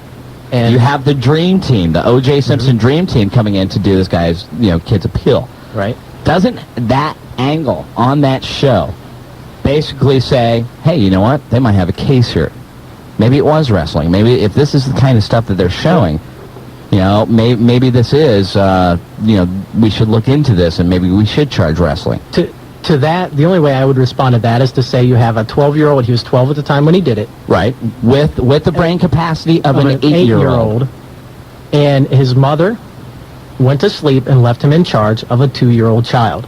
Yes. That is utterly ridiculous, and as a parent, that is inexcusable. Right. But just like other tragedies that happen due to parent neglect, and the blame they try and place everywhere, but hold people responsible. Does he deserve a life sentence? That's arguable and debatable. Right. He's 12, he's 13, 14 now, but the circumstances surrounding that, there are a lot of facts getting lost, and the defense is doing it, trying to throw the blame at wrestling. But the thing is, how much more is Vince McMahon pretty much anytime any kind of group, and I'm sure, there's going to be some women coalition groups, they're going to be jumping on the PTC bandwagon to try to go up against, Raw and stuff like that. And it seems that every time somebody does this, Vince just basically, extends his middle finger to him and goes on and tries to top it. And what I'm saying is and trust me, I thought the angle worked. Don't get me wrong. I'm playing devil's advocate here. But at what point do you go, okay, that's enough. The minute you really start catering to these groups, you almost sell out your product. Now you look at the whole blaming the wrestling thing. So does that mean every time a pipe bomb or every time a stick of dynamite goes off in this country, we're going to blame a Roadrunner cartoon? You look at the whole beating. Well, I'm sure they didn't buy it from Acme. Right. Way to go, Joe. Give them ammo. Yeah. you look at the now. Great. Now every Roadrunner cartoon is going to disappear. That's right. It's going to be my fault. My kids love that. You look at the whole Lita getting beat up thing. But how many times have you seen China DDT Steven Richards, a guy who's half China size? Well, sure, but a step further, think back. How did the Dudley Boys really get over when they came in? They trust me, I powerbombed the agree. living daylights out of Mae West, Young, whatever. Mae Young. Mae Young. Mae West. Mae West. She was as old as Mae and West. W.C. Fields is coming to the ring to save her. So they dug up Mae West. That would have got him a lot of that. He was the same age as Mae Young. Same age. True. But at any rate, they've been doing it, so they're not doing anything now that they haven't before. So I don't really see the argument that Vince is extending the middle finger in the face of adversity. He's doing things that he's done before. He's doing things that have been done in ECW since its inception. But don't you think the attack on Lita was a little bit more vicious than just putting Mae Young For through the a table? storyline, it had to be. Right, but because Steve, like you just said, is not getting over as the heel. I guarantee you this is going to come back and haunt him. Lita has come over as somewhat of a fearless woman who has taken to the turnbuckles since the day she stepped foot in the Federation to throw the Hurricane Ranas on guys. Big guys, little guys, anyone she's gotten in the mix. So if they make that argument, in my opinion, it's just another way to displace the responsibility from the true source to somebody else, basically a scapegoat. Okay. So, I mean, that's just the argument I would make. To all the groups that are listening, that are protesting all this, the bottom line is a story, is not real. Right. I will constantly say, if you don't like what's going on, change the channel. Look at all the stuff in daytime soap operas that happen. Exactly. It's a parallel. Exactly. Anyway, we want to know what you think. And, of course, give us a call at 457-106.5. Let's go to line 1. Andy from Kettering. You're on with the wrestling guys. Hey, how you guys doing? Good. How are you? Hey, Andy. I'm doing pretty good. I had a question. I put a old Raw in today, and there was this little angle with Kane, and he was saying he had the same powers as the Undertaker, and he like shot lightning out of his fingers. And blew them I off. remember that. Yeah. I was wondering if you guys knew how they did that. How they did that? Just either special effects or just... The same way Justin Timberlake shot sparks out of his fingers at the Super Bowl. Yeah. Just a little rig. That's all it is. That's all it is. Probably taped to the inside of his hand or something. Right. Well, under his glove with holes in it or something. Right. That badly That's all it is. scarred hand. It's the wonderfulness of Hollywood. You shoot fire from your badly scarred hand that was burned in a fire. That badly scarred face was actually shoe polish underneath the eyes, right? That makes perfect sense. Good thing he wasn't biting his fingernails when they shot him. Good point. What else you got, Andy? You talking about the new WCW shows? Yeah. I was thinking maybe WCW Saturday Night, or they could name it Saturday Night's Main Event. Okay, WCW. Yeah, because I kind of like the nostalgic Saturday Night's Main Event. You know what? WWF still owns the rights to that, so... I would see some backlash using that name. Yeah, the old school wrestling fans would say, "Oh, it's nothing like Main Event used to be." Well, it might be. But it's better than Hard on Saturday night. Hard on Saturday night. I swear I'm going to find out that whole thing was a work. I got to. Anyway, Andy, thanks for the call. All right. All right. Next up, we have one of our favorites, Bud Rowe. You're on with the wrestling guys. What's up, guys? What's up? What's up? Not much. Well, first of all, I want to say that Cam and Willie, you're doing a great job. Joe, what happened? Oh, I'm sorry. It must be time for commercial. Oh, all right.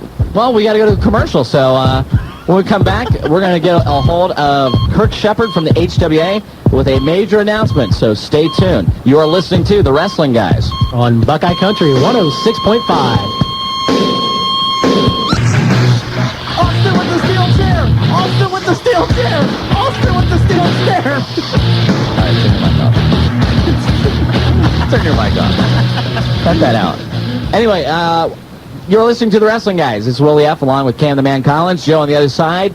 And yes, we do want an official update, Joe, of the bidding wars on the Road Dogg Jesse James. Well, hold on. Let me explain it. You can actually get the Road Dogg Jesse James to come to your house for 2 hours. This is on eBay right now. Go ahead. What's the official total up to right now? $4,450.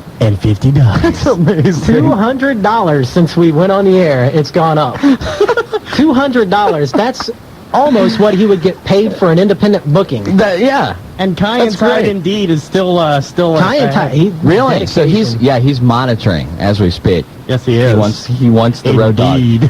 That's what I would do, man. I would have him mow the lawn and do all kinds of things like that. Just, hey, will you come in, mow the lawn, dust the house? How long is that auction going on? It's actually got another 5 days and 2 hours left to it. 5 whole days, and it's already up to $4,400? Yes. Wow. So the Road Dogg, he'll come in. Plus. Go check that out on eBay and actually bid, and then tell them, the wrestling guys told you to bid. But don't bid in the wrestling guy's name. No, please don't. Don't do that. Anyway, let's go to the celebrity phone line. And we have Kirk Shepard of the HWA with a major announcement. Kirk, are you there? I'm here, Willie. How are you? Good. How are you? Doing all right. Now, I didn't know what exactly to call you. I mean, do we call you the webmaster? What do we call you, though? That's the easiest title, I guess. All right. Do you have one that encompasses all that you do down there? No, there's no word that describes that, I don't think. Or many we probably can't say on the air, but... True. Okay. So, now, I just said we had a major announcement. I didn't leak any of it. Good. I gave it all to you. Wow. So you go ahead and do the honors. All right. Well, as of today, we have a date for the next Grand Victoria Casino show, headlined by Chris Benoit, taking on HWA Heavyweight Champion Ray Steele. That's going to be Friday, May 11th at the Grand Victoria Casino.